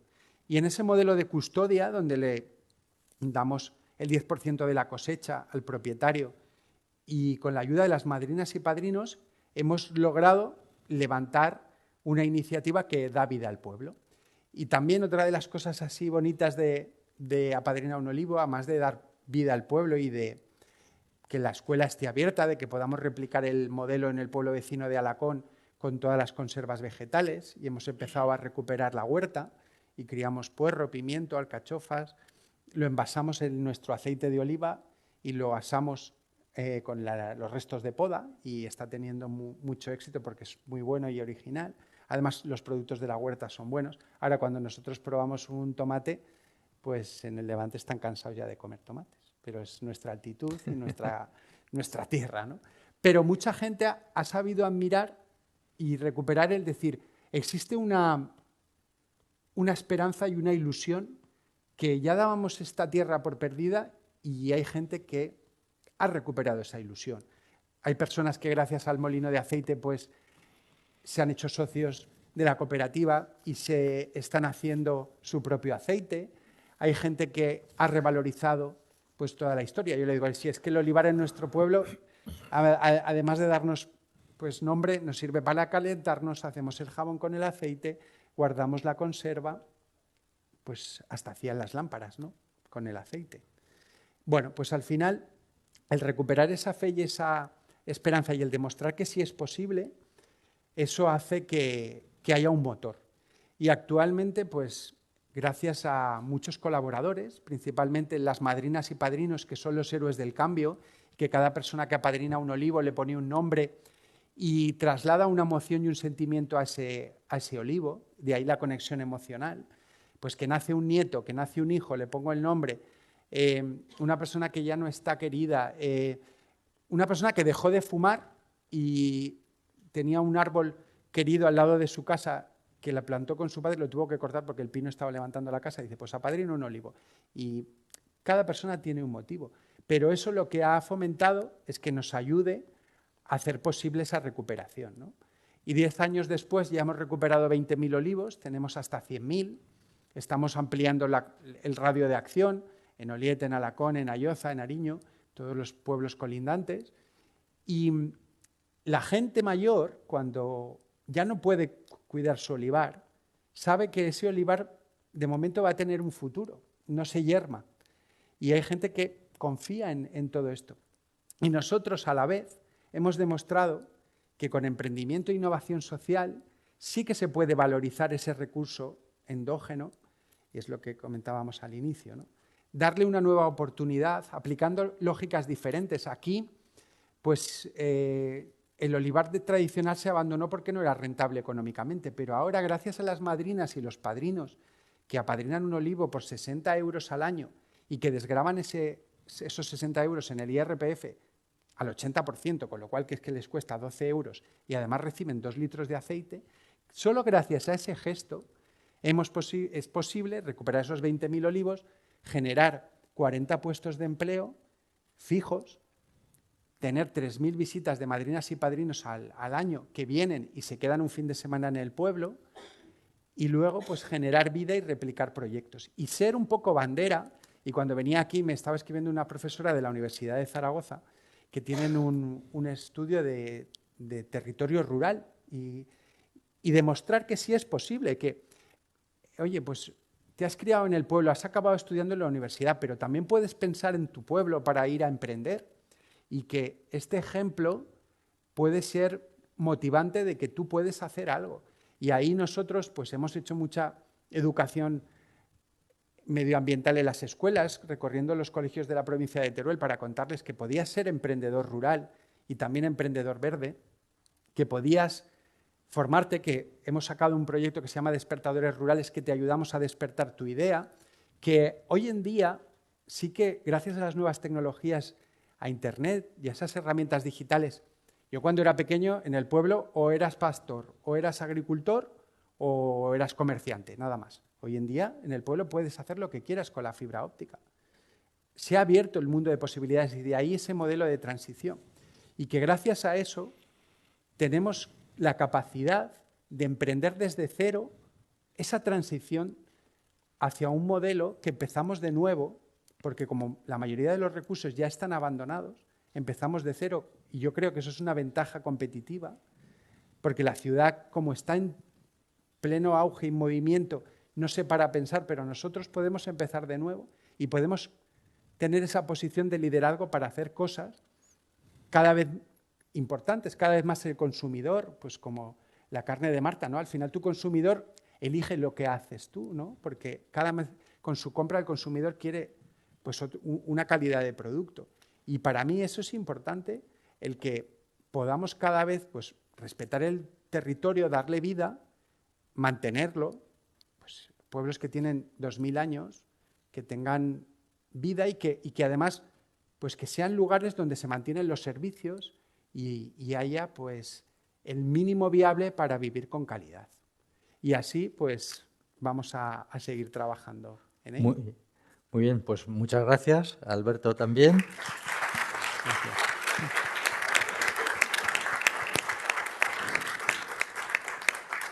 Y ahora, pues hasta que alguien me haga una señal por ahí, vamos a iniciar un diálogo entre todos, vosotros, el público, los invitados aquí en los sillones. Bueno, yo daré las palabras porque hay que ordenar un poco esto, pero vosotros podéis intervenir también pues, libremente en función de la cuestión sobre la que se esté hablando. Sí que pido a todo el mundo brevedad y concreción para que sea un poco ágil y dé tiempo a que toquemos unos cuantos temas, que hay muchísimos, han salido muchos aquí. Yo haría muchas preguntas, entonces, bueno, vamos a ver a qué nos da tiempo, ¿no? Voy a lanzar una primero y ya todo el mundo pues, puede levantarme la mano y yo iré dando la palabra, etcétera. Pero hoy ha habido aquí un modelo de agricultura, de ganadería, de visión de la economía y en la calle, como yo decía al principio, en la frontera con Francia, había otro modelo, cerrando las fronteras, sacando los tractores a la calle, etcétera. Claro, a ese otro modelo, ¿cómo le podemos decir y demostrar que este modelo sirve para cambiar su vida y no solo como una solución de nicho que se dice en marketing, ¿no? Es decir, como una solución puntual en un lugar concreto, en un momento concreto, sino que es un modelo que se puede extrapolar, que se puede adoptar, que necesitará un proceso, una transición. ¿Cómo tiene que ser esa transición para que al final la preocupación no sea que me rebajen la burocracia, que me rebajen las exigencias, que me suban las ayudas de la PAC, y la preocupación sea voy a encontrar la forma de hacer que mi trabajo sea rentable, útil y bien apreciado por la sociedad? Es decir, es una cuestión dificilísima. Es decir, pero bueno, creemos en eso, ¿cómo lo tenemos que transmitir? ¿Te atreves? Si tuviéramos la solución no estaríamos hablando aquí, pero podemos hablar de ello. Yo creo que lo que está pasando, o lo que les diría, es que se han equivocado de identificar su enemigo, ¿no? Están focalizando, o sea, a mí me pareció muy increíble todo el movimiento social que se ha despertado y me parece que se ha desperdiciado ese momento, ¿no? De unión de agricultores, que no les unían ni los sindicatos ni su ideología política, ¿no? Ha habido movimientos de gente muy diversa, pero han focalizado su enemigo, ¿no? Pues en Europa principalmente, o si no el gobierno central. Del gobierno de Aragón no se acuerdan mucho, pero bueno. Y para mí el problema es que se han equivocado, y los que le están incitando encima a hacer ese tipo de movimientos es la propia agroindustria, que es quien los está realmente esclavizando este modelo, ¿no? Porque pues es muy dependiente de insumos, con lo cual dependen también de esas ayudas para sostener este modelo, ¿no? Entonces, creo que tendrían que hacer reflexión, ¿no? de sus propios negocios. Por ejemplo, cuando hice mi primer curso de emprendimiento, he hecho varios, es increíble que un negocio se base en una subvención, ¿no? O sea, si tú planteas un nuevo negocio y dices a cualquiera de las entidades que te están apoyando en ese momento que la fuente principal de tus ingresos va a ser una subvención, nadie te apoyaría en ese emprendimiento, ¿no? En cambio, estamos incitando a todos los jóvenes que se incorporan a que dependan de esas subvenciones, ¿no? Y o sea, está montado el sistema para que se atrapen en esas ruedas desde el inicio, ¿no? Entonces, creo que tendrían que pues, tomar responsabilidad ellos mismos de sus propios negocios y que vean por qué no es rentable sus negocios y reflexionen sobre eso. Es que estamos hablando de agricultura que es cierto que es muy difícil hacerla rentable, pero, Óscar, hay una manera de hacerlo, ¿no? Y no depender de las subvenciones. Es que cuando se habla de la agricultura en singular, es que no es así. Hay muchas agriculturas. Claro, es que cuando yo veía un tipo de tractor en Andalucía, Eso no tiene nada que ver con la mayoría de las agriculturas. Es que hay muchísimas agriculturas. Sí, pero bueno, aclaremos en todo caso que cuando hablamos de agricultura nos estamos refiriendo a la explotación, a lo que conocemos como explotación familiar agraria. Claro. Al modelo mayoritario, o creemos que mayoritario, yo ya no estoy tan seguro, al modelo mayoritario y el que hemos conocido todos, es decir, del agricultor que él con su familia pues ha podido gestionar una explotación y vivir más o menos de eso. Cuando se crea el mercado común, ¿no? La PAC se crea porque Francia dice a mis agricultores hay que apoyarlos y se crea la política agraria comunitaria, que es una renta básica para los agricultores franceses. ¿Por qué? Porque saben que en la medida en que se va a abrir los mercados van a perder competitividad, porque te van a llevar producciones del mercado global y no van a ser competitivos. Y se tiene claro desde la Unión Europea que el mercado para el territorio, para la grandeur de Francia, para que haya un medio rural vivo, no puede dejarlo al albur de los mercados capitalistas. Porque los mercados capitalistas te van a acumular en otro sitio y esa ventaja competitiva de las producciones van a venir de otro sitio. Entonces hay un intervencionismo claro desde los años 70, 80, 90. Y con todo el neoliberalismo durante los últimos 30 años, la PAC sigue siendo completamente intervencionista. Entonces aquí somos neoliberales o no. Claro, es que neoliberales no significa no Estado, sino el Estado que le interesa la acumulación de capital. A partir de ahí, ¿cómo jugamos desde cada uno de los territorios que queremos generar alimentación desde la soberanía de los indígenas? Desde la capacidad que tengamos de tomar decisiones sobre nuestros recursos. Y para tener capacidad de tomar decisiones sobre nuestros recursos, necesitamos generar economías de ciclo corto en las que cuando consumamos sepamos que estamos generando un tipo de empleo determinado. Y que si consumimos un determinado carne del Mercadona, estamos generando un determinado empleo. Y si consumimos carne de Marta, estamos generando otro empleo. A esto, algunas veces desde la economía social y solidaria hemos estado hablando siempre de los mercados sociales y de la capacidad que tengamos de hacer explicar a la gente la economía. La economía. A día de hoy se enseña rápidamente, se habla de emprendimiento, yo quiero hablar de economía en general. Porque si partimos de entender que la economía sirve para satisfacer las necesidades de la gente y no la acumulación de capital, estaremos cambiando las cosas. Pero claro, aquí no se habla nunca de esto. Si a mí me dicen, oye, no tiene sentido que estén tirando la leche. Según. Si yo quiero acumular capital, puede ser una buena estrategia tirar leche para que se haga escasa y suba el precio. Si yo quiero satisfacer las necesidades de la gente, tirar la leche es un desastre. Pues depende de qué estemos hablando por economía. Yo creo que aquí estamos hablando de economía, de satisfacer las necesidades de la gente y de que la gente tenga derecho a vivir donde quiera. Eso en la economía capitalista lo vamos a tener muy crudo. Lo vamos a tener muy crudo. Entonces tenemos que ir avanzando en otro tipo de toma de decisiones como ser consumidores conscientes, generar un consumo alternativo, generar unas prácticas de distribución alternativas y generar unas producciones alternativas y generar unas financiaciones alternativas. ¿Basándonos en qué? Primera base, creo yo, que la economía tiene que estar para satisfacer las necesidades de la gente y no las necesidades de acumulación de capital. Para eso estamos hablando entonces de cosas muy gordas. Porque ¿quién evita que en mi tierra llegue un fondo de inversión y le neguemos que compre la tierra? ¿Quién lo evita? Si vivimos en una sociedad supuestamente de libre mercado. Pues yo es que creo que aquí la cosa se está poniendo muy seria y aquí, igual que los que dicen que la 20 o 30 ladrones, es que ellos son bastante más ladrones, eso hay que decirlo claramente. Pero desde hay una parte de la sociedad que está diciendo las cosas muy claras, aunque suene muy raro, desde la otra parte de la sociedad que queremos poner la vida en el centro, nos da corte decir que esto hay que enfrentarlo. Y que si está en un ayuntamiento, en una comarca, en una comunidad autónoma, en un Estado o en la Unión Europea, hay que poner la legislación al servicio de la satisfacción de las necesidades de la gente. Y para eso estamos hablando ya de cosas muy gordas, porque estamos hablando de poder y de mucho capital acumulado en los últimos 30 años que hacen que las democracias nos estén dando risa. Me he puesto muy tremendo, pero te hacen una puerta.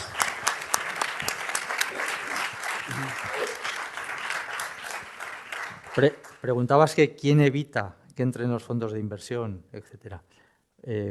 ¿Será la existencia de un entramado de pequeños agricultores, la única manera de hacerlo.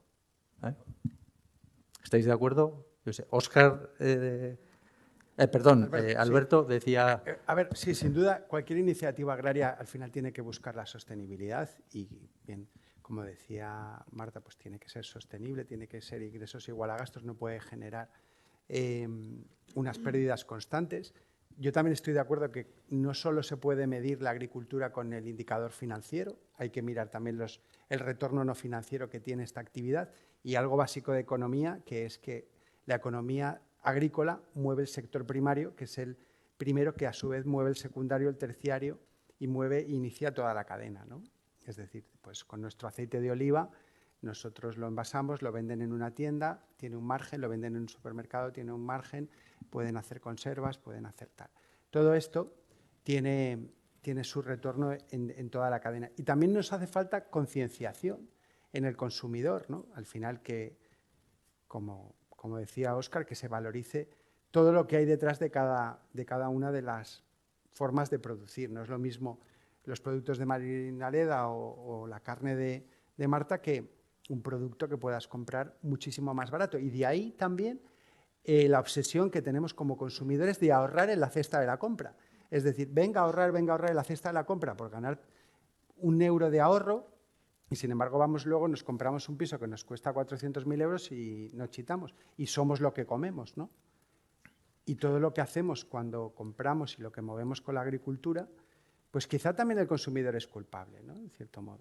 Entonces, bueno, también comer es una necesidad básica y hay diferentes bolsillos, diferentes economías. Pero se ha perdido un poco la concienciación, ¿no? Yo a veces alucino con... somos el primer país productor de aceite de oliva virgen extra, que se dice AOV, ¿no? Y que somos tan desconocedores de lo que es el aceite de oliva virgen extra. Iba con una amiga para comprar aceite y dice, vamos a comprar que pone aceite refinado de oliva, debe ser muy fino. Digo, pues no. Digo, está hecho con alperujos y productos químicos. Digo, comprad solo aceite de oliva virgen extra, que es el zumo de oliva. Y fijaros, estamos en España, que somos el primer. Entonces, bueno, hay también desconocimiento. Y todo eso, al final, el consumidor, con su compra, y lo decía antes, obliga al productor a cómo hacerlo. Y también tenemos la disrupción, la innovación, y volvemos otra vez a aplicar esas nuevas lógicas a los procesos tradicionales. Perdona que insista, pero el agricultor también puede disrumpir y puede innovar y puede romper los canales de distribución tradicionales que lo asfixian. Nosotros en la pandemia, en el COVID, mantuvimos todo el empleo porque rápidamente creamos un e-commerce y teníamos mucho aceite y le enviábamos a su casa el aceite y las olivas y las conservas. Y así, pues, supimos capear. También, a veces, hay cierta postura, pues, también muy tranquila o de culpabilidad hacia los demás, pero que también el agricultor también tiene que empezar a introducir novedades. Y eso, que el clima, con todo el cambio climático, le está poniendo en un jaque brutal. En nuestra tierra, este año, los agricultores no van a cosechar. Entonces, bueno, hay muchas cosas que están ahí. ¿Tenemos alguna pregunta o alguna intervención por ahí? Porque estos son todos consumidores.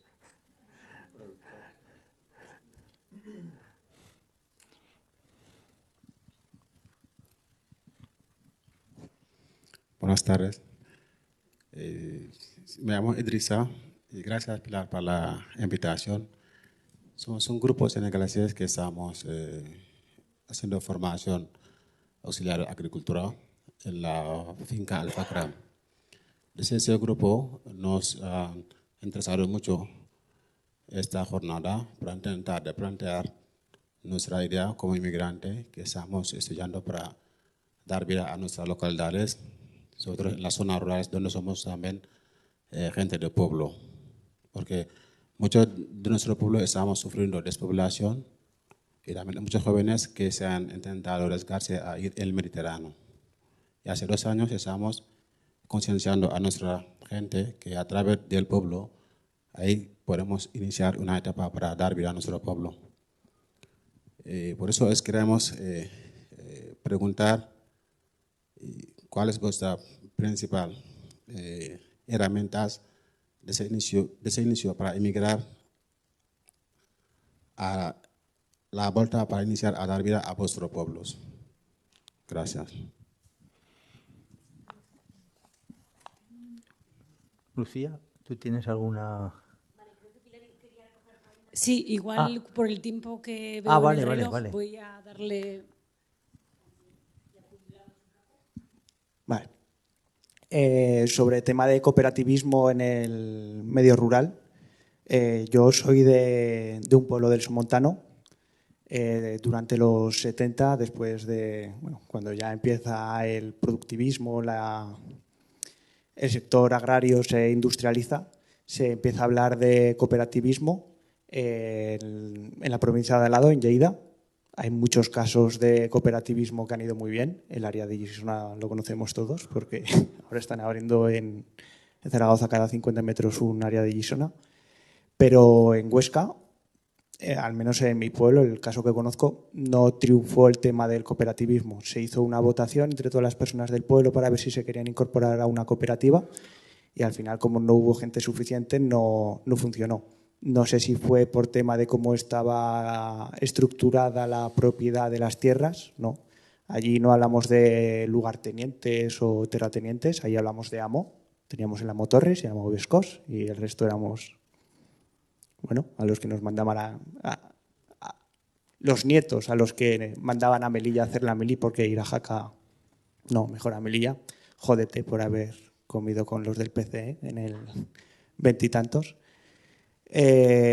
No sé por qué ha triunfado en unos lados sí, en otros lados no. No sé si es por la estructura de propiedad, no sé si hay alguna manera de conseguir que se pueda hacer cooperativismo ahora o ahora ya es tarde, se tenía que haber hecho en su momento. Son preguntas que me hago cada cierto tiempo sobre eso.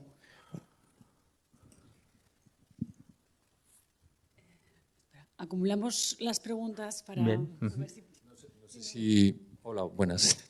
No sé si es mucho mezclar lo que han comentado los compañeros ahora, pero sí que quería hacer una pequeña reflexión un poco sobre lo que es la cadena como tal, ¿no? Porque estamos hablando mucho de producción, hemos hablado de un poco el papel del consumidor ante una decisión de compra, pero no hablamos nunca demasiado de la distribución, que es uno de los grandes agujeros, ¿no? O sea, decir para que esto funcione. Entonces, yo quería preguntaros desde posiciones de proyectos más pequeños o proyectos más grandes, como el de Marinaleda, que se presupone que tiene una capacidad de negociación mayor, ¿cómo abordáis la cuestión de la distribución? Porque al final es una cuestión de esos canales alternativos se tienen que convertir en canales mayoritarios para que haya una transformación final, ¿no? O por lo menos eso pienso yo. Esa era mi cuestión. En YouTube, para acabar el cóctel de preguntas, que veo que estás apuntando, Miguel Ángel. Sí. Ana Gargallo, que es profesora en Teruel, ¿no? Nos está trasladando una pregunta de cómo podremos conseguir que esta sensibilidad, esta concienciación, esta forma de hacer cale y llegue a los más jóvenes, incluso a los más pequeños. O sea que también hay diversidad de preguntas. Bueno, pues entonces tenemos 4. La primera, igual me tenéis que corregir porque no sé si he tomado buena nota en este caso. Preguntabas por herramientas para emprender en los pueblos. Vale, esa sería una. Luego nos decían si llegamos tarde al cooperativismo. Yo aquí haría un comentario. Es decir, llevamos varios meses de movilizaciones agrarias. Me he mirado todas las tablas reivindicativas de todos los sindicatos agrarios, incluso de las organizaciones de cooperativas, y en ninguna aparece el cooperativismo. O sea, en ninguna dice punto 1 o punto 13º, me da igual, apoyo al cooperativismo agrario. No hay, los agricultores no lo están pidiendo. En mi opinión es el gran error, porque yo soy de los que creen que la agricultura por naturaleza en muchos casos no puede ser rentable y por eso existe la PAC y por eso existen las subvenciones. Pero claro, eso no quiere decir que haya que hacerla rentable a base de subvenciones. Hay que hacerla rentable también a base de una gestión económica de la explotación que un pequeño agricultor no puede hacer por sí mismo, porque no es nada en el mercado, pero un pequeño agricultor unido a muchos otros agricultores en una cooperativa puede ser un gran actor en el mercado, que por ahí creo que iba también tu pregunta. Entonces, no sé en qué están pensando, porque en cooperativismo, desde luego, no están pensando, por lo menos por lo que yo he visto en todo este tiempo, ¿no? Entonces, cooperativismo era otra de las preguntas, si es tarde o no es tarde, etcétera. Y luego la distribución, es decir, cómo se aborda la distribución desde vuestras experiencias, que entiendo que por lo menos en algunos casos tampoco os resulta necesario acudir a la gran distribución, ¿no? Pero bueno, en el caso de la cooperativa de Marinaleda sí que puede ser. Así que, bueno, Luz. Perdón, y la cuarta, que era la de cómo llegar a los más jóvenes. Casi habría que decir, pero hay jóvenes. Pero bueno, eso ya los hay, ¿no? Lucía, tú que llevabas un rato sin hablar, empieza por donde quieras, no necesariamente a las 4. Bueno, empiezo por el compañero que ha hecho la primera pregunta, que es el que más rato lleva esperando. Aunque es una pregunta muy complicada porque cada zona rural tiene una idiosincrasia y unas necesidades diferentes, ¿no? Pero sí que es verdad, yo hace 4 años participé en un proyecto que se llamaba Innovación Social en Zonas Rurales Marginales, en el que se abordaban distintos territorios tanto de Europa como de otros países del Mediterráneo no europeo, ¿no? Sobre todo norte de África, Oriente Próximo, y sí que se veía siempre que una vez que consigues fijar a alguien, ¿no? O sea, una vez que consigues fijar, por ejemplo, a cierta población joven, es más fácil atraer a más población joven, ¿no? La cosa es cómo atraes a esos primeros pobladores. Y lo que se veía era que los proyectos sociales, ya fuesen de agricultura o de otras iniciativas, ¿no? Como puede ser turismo o también había, por ejemplo, iniciativas en Oriente Próximo de reciclaje. Bueno, una vez que encuentras algo que se pueda, una actividad económica que se pueda desarrollar en ese territorio, pues lo más fácil suele ser empezar por gente de ese territorio que ha marchado pero ya tiene el vínculo con ese territorio, tiene familia allí y tiene una casa, ¿no? Y luego ya una vez que tienes a este primer grupo es más fácil que lleguen otros. Pero siempre yo creo que lo que más afecta es el factor social, ¿no? Que somos al final unos animales muy sociables y necesitamos de otras personas alrededor con las que relacionarnos. Entonces, bueno, sin conocer más de cerca, ¿no? La realidad de los pueblos que comentabas, pues es difícil el saber el qué, ¿no? Pero igual incluso puede ser pues una actividad pesquera, ¿no? O ver una actividad tradicional que se ha desarrollado allí, como por ejemplo es el caso de los olivos. Pero siempre yo creo que lo más importante es fijar a 2 o 3 primeros pobladores para que luego lleguen los demás. Y lo de la sensibilización, que es un tema que trabajo mucho, pues yo creo que es muy complicado, ¿no?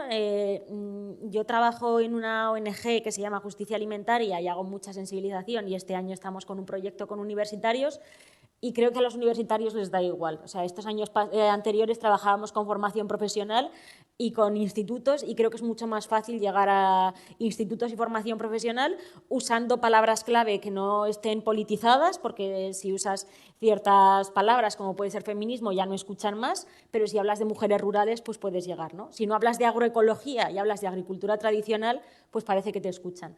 Pero sí que es verdad que tenemos un problema comunicacional con la gente joven. No hablamos, no sé si es que no hablamos el mismo lenguaje que ellos, pero desde luego no usamos los mismos canales. Y entonces no llegamos. Yo creo que tienen ideas muy innovadoras que podrían instalarse, ¿no? Y podrían hacer las cosas de otra manera, sobre todo en el campo de la agricultura, pero hay una brecha generacional que no conseguimos llegar a ellos. ¿Cómo llegar? No lo sé. Yo creo que hay que llegar a un grupo pequeño de jóvenes, lo mismo que con los nuevos pobladores, ¿no? Y que ellos sean los que repliquen esas ideas. En Sabiñánigo hay una experiencia de un instituto que se llama Viejo Aragón que están haciendo precisamente eso. El sensibilizar a un joven por clase y que esos jóvenes sean los que hacen la transferencia y está funcionando bastante bien. ¿Alguno de vosotros? Óscar, cooperativismo. Yo hablo pena, ¿eh? ¿eh? No hable Estela, pero di algo. Para el tema de sensibilización, el último, la palabra economía está completamente politizada. Y politizada en el sentido de que cuando entra alguien en primero de carrera, de administración de empresas, LADE o economía, y yo le digo, es bueno que el precio de un producto sea alto o bajo. Y hay pánico. ¿Es bueno o es malo? La mayoría me dice que es bueno que esté alto, porque lo que dan en segundo de bachillerato es economía de la empresa, no economía. ¿Qué significa esto? Que miran la economía como algo para ganar dinero, no para algo para satisfacer necesidades de la gente. Entonces la economía está muy politizada. La tenemos que politizar, pero yo no digo que la despoliticemos, porque siempre va a estar politizada, sino que la politicemos en el sentido que sea una herramienta para la transformación y la mejora de la vida de la gente, no de poca gente. El cooperativismo nunca es tarde. ¿Por qué lo digo? ¿Por qué lo digo? Porque en todos los pueblos caen empresas, pero cuando cae una cooperativa se nota más, pero empresas caen siempre. Una cooperativa en realidad que es dos personas, tres personas que quieren trabajar democráticamente de tú a tú y que saben hacer algo bien. Pues júntate, no esperes a que venga uno con dinero y que te contrate y te convierta en mercancía. Porque eso es el mercado de trabajo. Por tanto, para el cooperativismo siempre se está a tiempo, porque es una comunidad laboral democrática en la que la gente nos ponemos de acuerdo horizontalmente de tú a tú y queremos hacer las cosas bien. Importante, pues tener acompañamiento, pero como en cualquier otra cosa. Tener acompañamiento, saber que mejor que ir al BBVA, vete al COP57, no me seas torpe. Pero claro, para eso hay que saberlo. Yo creo que el cooperativismo, igual que cualquier otro ámbito democrático, hay que impulsarlo. Y en economía, salvo que me digan lo contrario, la democracia económica viene a partir del cooperativismo. Entonces, nunca es tarde. Desde un territorio cualquiera. Aquí, yo creo que la cuestión económica básica desde un territorio, hablando de desarrollo territorial, es decir, queremos transformar la economía de nuestro territorio, pensemos en qué podemos producir y cómo. Tú pensaste, ¿qué tenemos aquí para poner en valor los olivos? ¿Cómo lo hacemos? De una determinada manera. Nosotros, en el último libro que estamos trabajando con compañeros vascos en diversos sitios, y se está trabajando desde los valles del Pirineo de Navarra, que hay 4 personas en un valle, ahí, ¿qué decimos? ¿Qué hace falta? Se han creado dos cooperativas para acompañar a las personas que están en el monte y que necesitan que le lleven la comida. Pues se ha creado una cooperativa que se le lleva la comida y se la acompaña. Sí, ¿qué queremos? ¿Qué generamos? ¿O queremos generar soberanía? ¿Queremos poner en producción esos olivos? ¿Generamos molinos de cooperativismo de trabajo agrícola? ¿Y cómo lo hacemos? En el cómo es donde decimos que el cooperativismo, cuando se juntan las personas y trabajan de manera horizontal, es la mejor manera. Y lo último, ya y acabo. Cuando se habla del cooperativismo agrario, es un cooperativismo que pone en común a los propietarios de la tierra.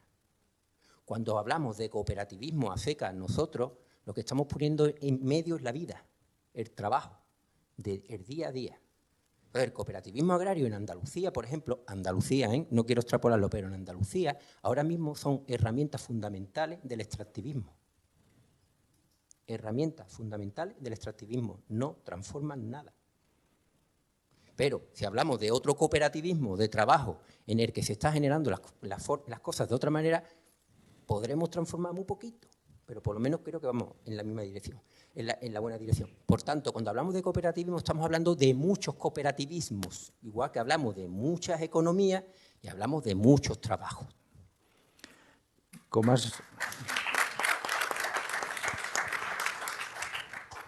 has venido de Andalucía y ya te habrán dicho que los aragoneses somos muy majos, te voy a dejar hablar un poco más, para que contestes a la pregunta de la distribución. ¿Y vosotros cómo relacionáis con la gran distribución? ¿De tú a tú o tenéis también vuestros problemas?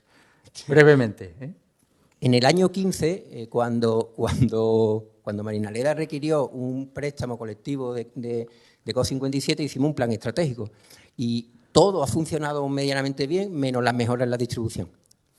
Eso se está estancado. Pero ¿qué ocurre? ¿Qué ocurre? Que tampoco podemos apretar mucho porque este año que ha habido una buena producción de alcachofa, de habitas, fundamentalmente, pues resulta que con la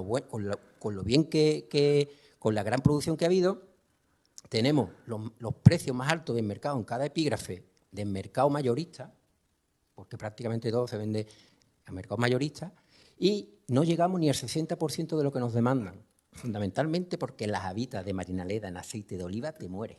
Buenísima. Te muere. Entonces, ¿cómo le vamos a decir? Hay que mejorar la distribución si no existe tampoco la otra parte. A mí me dicen desde la comisión, venga, ¿y con quién trabajamos? No. Entonces, como diciendo, nos tenemos que meter nosotros también en el tema de la distribución cuando, entre comillas, lo tenemos vendido a buenos precios. Y ya, digo conservas vegetales, pero del aceite ni hablamos con los disparatados que está todo. Entonces, en distribución, desde las 1.200 hectáreas se está haciendo más competitivo que cualquier otro tipo de agricultura. Lo cual no significa que yo, saliéndome un poco de marinaleda, yo creo que es completamente necesario generar canales de distribución alternativos, no para las marinaledas, sino pues para las cooperativas más pequeñas que producen una cerveza que te muere, para la pasta, etcétera, etcétera, etcétera, etcétera. Porque, efectivamente, no podemos generar economías transformadoras si no transformamos todas las fases del proceso productivo. Y algunas veces solo hablamos de la producción, pero no podemos generar una producción transformadora si no generamos una distribución, un consumo y unas finanzas transformadoras. Eso es así, tiene que ser armónico. Muy bien. Bueno, con respecto a... ¿Me ibas a pasar otra pregunta? Sí, Venga, por lo menos por el canal de YouTube. Otra pregunta más, que no sé si alguien por ahí... Ah, vale, ok. Esta es Natura... ¿Es un mito decir que con la agricultura tradicional extensiva y responsable no se podría llegar a cubrir las necesidades de alimentos? ¿Es un mito? Pregunta. Y por aquí ya pasó la... Esta es muy directa para Lucía. Me he quedado con lo del jamón de Teruel, que decías de los cerdos que no son de aquí. Si no estoy equivocado, el Gobierno de Aragón hace unos años, no con los cerdos, pero sí con las ovejas, que es lo que yo conozco, hizo un plan para recuperar o para que no se perdieran razas autóctonas, ¿no? Y la que yo conozco es la ojinegra, que además es Teruel. Y la pregunta es, con el tema de los cerdos no ha habido nada de esto, no se ha planteado, ¿sería posible?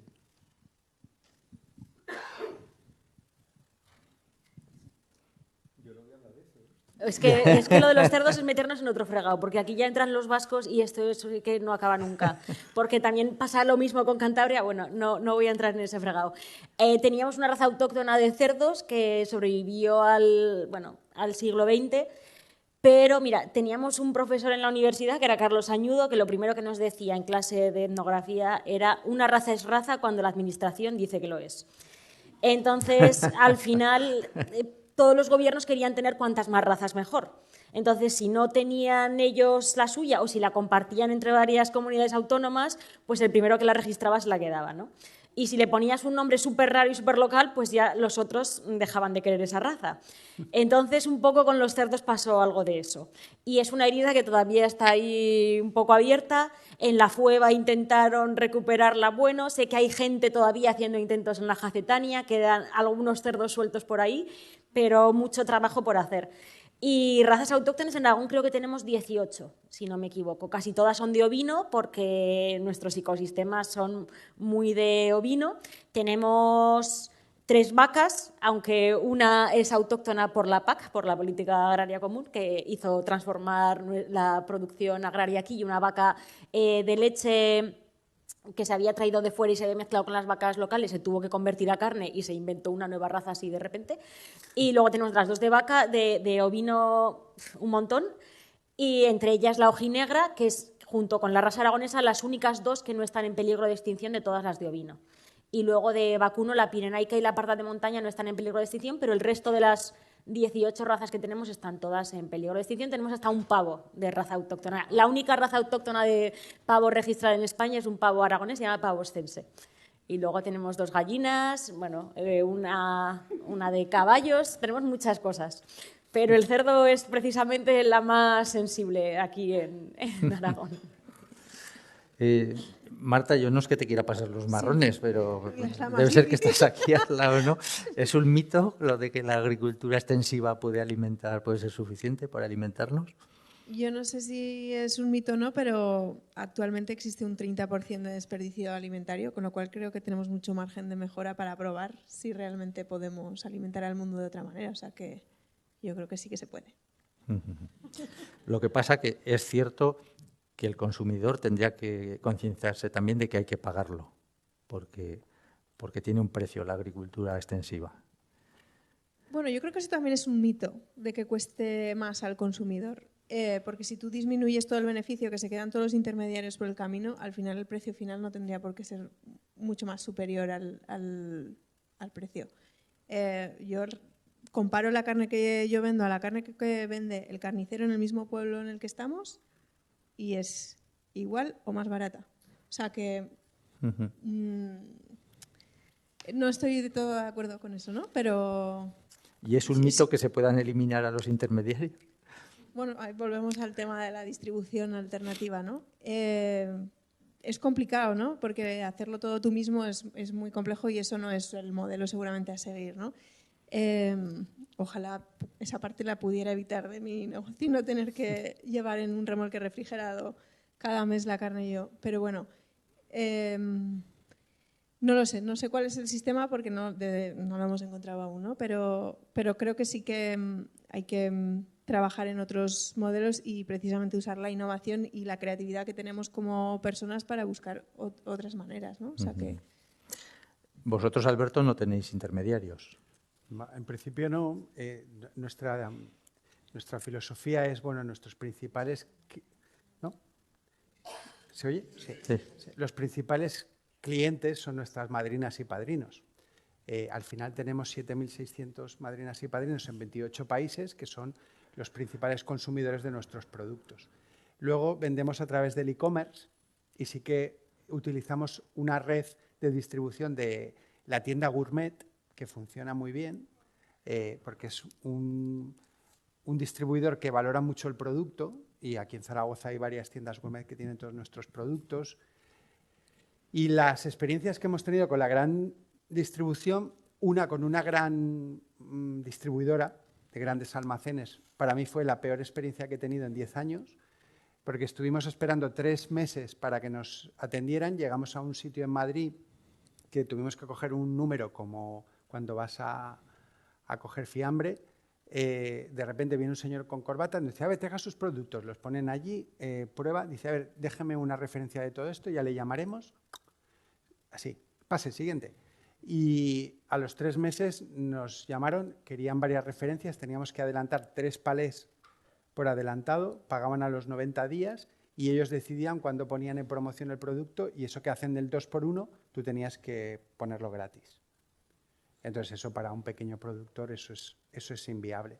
Y luego sí que hemos tenido otras experiencias con otras cadenas que han aprovechado mucho el tirón de apadrinar un olivo como para hacer greenwashing en su sitio y vender el aceite. Pero bueno, ahí hemos estado en algún lineal, pero no es una relación amigable la distribución. Es como funciona porque al final los márgenes se los llevan ellos. Muy bien, bueno, pues vamos llegando al final. Yo he de decir que llevo más de 30 años trabajando de manera muy directa y muy relacionada con el mundo agrario y con el mundo alimentario y si algo tengo claro en estos momentos es que tengo muchísimas dudas, pero muchas. No por lo que se ha dicho aquí, sino por lo que se ha dicho aquí, por lo que hay fuera, por lo que oímos, por lo que ves, por lo que falla, por lo que no falla. Al final, es el de la agricultura, dicen que es un problema muy complejo y es verdad que es un problema muy complejo, aunque como todos los problemas complejos se puede abordar por partes, como decía Jack el Destripador, ¿verdad? Y ir solucionándolos. Pero tengo muchas dudas, salvo una cosa que tengo clara, que no sé si compartirán conmigo o no, pero hace un año y algo, cuando empezaron a subir los precios de la electricidad. Yo creo que lo recordaremos todos, ¿no? Que cada vez costaban más. Y bueno, y aunque hubiera eólicas y paneles solares, y si entraba el gas en la generación, pues todo valía como el gas, en fin, y nos llevaban locos. Yo decía, el día que la agricultura esté en manos de 4 o 5 empresas y la producción de alimentos esté en manos de 4 o 5 empresas, lo que estamos viviendo con la electricidad lo viviremos con los alimentos. Y de momento la PAC será mala y tendrá sus defectos, pero es lo que permite que la alimentación sea barata, asequible y segura. Las cooperativas tendrán sus defectos y fallarán, pero son las que permiten que exista una agricultura de explotación familiar, de pequeños agricultores, que son una malla social muy importante para ellos y para los que viven o vivimos en las ciudades, que nos beneficiamos sin saberlo de que exista esa malla social. Y sea como sea, en lo que todos deberíamos comprometernos es en que eso no desaparezca y los alimentos sigan dependiendo, o la producción de alimentos sigan dependiendo de mucha gente, aunque luego haya intermediarios, haya grandes distribuidores y haya intereses industriales que constriñan un poco esa malla de protección que tenemos, ¿no? O sea que será cuestión de repartir orégano. Aquí hay mucho, ha habido mucho orégano. Fuera es otra cosa, no todo el monte es orégano, pero vamos a aprovechar y vamos a distribuir todo el que podamos. Muchas gracias a todos, muchas gracias a REAS, a los invitados. Y creo que Pedro vas a... Sí. Vale, bueno, ya veis que teníamos aquí carrete para rato, pero como es el primer día de jornadas, vamos a intentar que no nos echen y que nos dejen los otros 2, con lo cual vamos a ir cerrando, efectivamente. Muchas gracias a las 5 personas que habéis formado parte de esta mesa. Yo creo que ha sido muy interesante y muy intensa toda la jornada. Y 2 anuncios muy breves. El primero muy obvio. Mañana estamos aquí a la misma hora para todas las personas que os apetezca. Y el segundo, que me han pedido que empiece a difundir, o que siga difundiendo, para aprovechar y empezar a hacer algunas de las cosas que hemos dicho hoy aquí. Por cierto, ya está disponible la aplicación de Mercado Social para Android y para iOS, ¿vale? Con lo cual ya podemos ir buscándola en la Play Store de turno. Encontraréis más información en la página de Mercado Social Aragón, y se explicará pues, cómo funciona, cómo descargar para los menos duchos. Y nada, la última, no sé si lo intentamos con la foto o sí. Venga, vamos a hacer la ya tradicional, podríamos decir, foto de familia de cada jornada. Vamos subiendo, si os parece, aquí al escenario todas las que os apetezca. Y ya digo, damos concluida la jornada hasta mañana, ¿de acuerdo? Muchas gracias.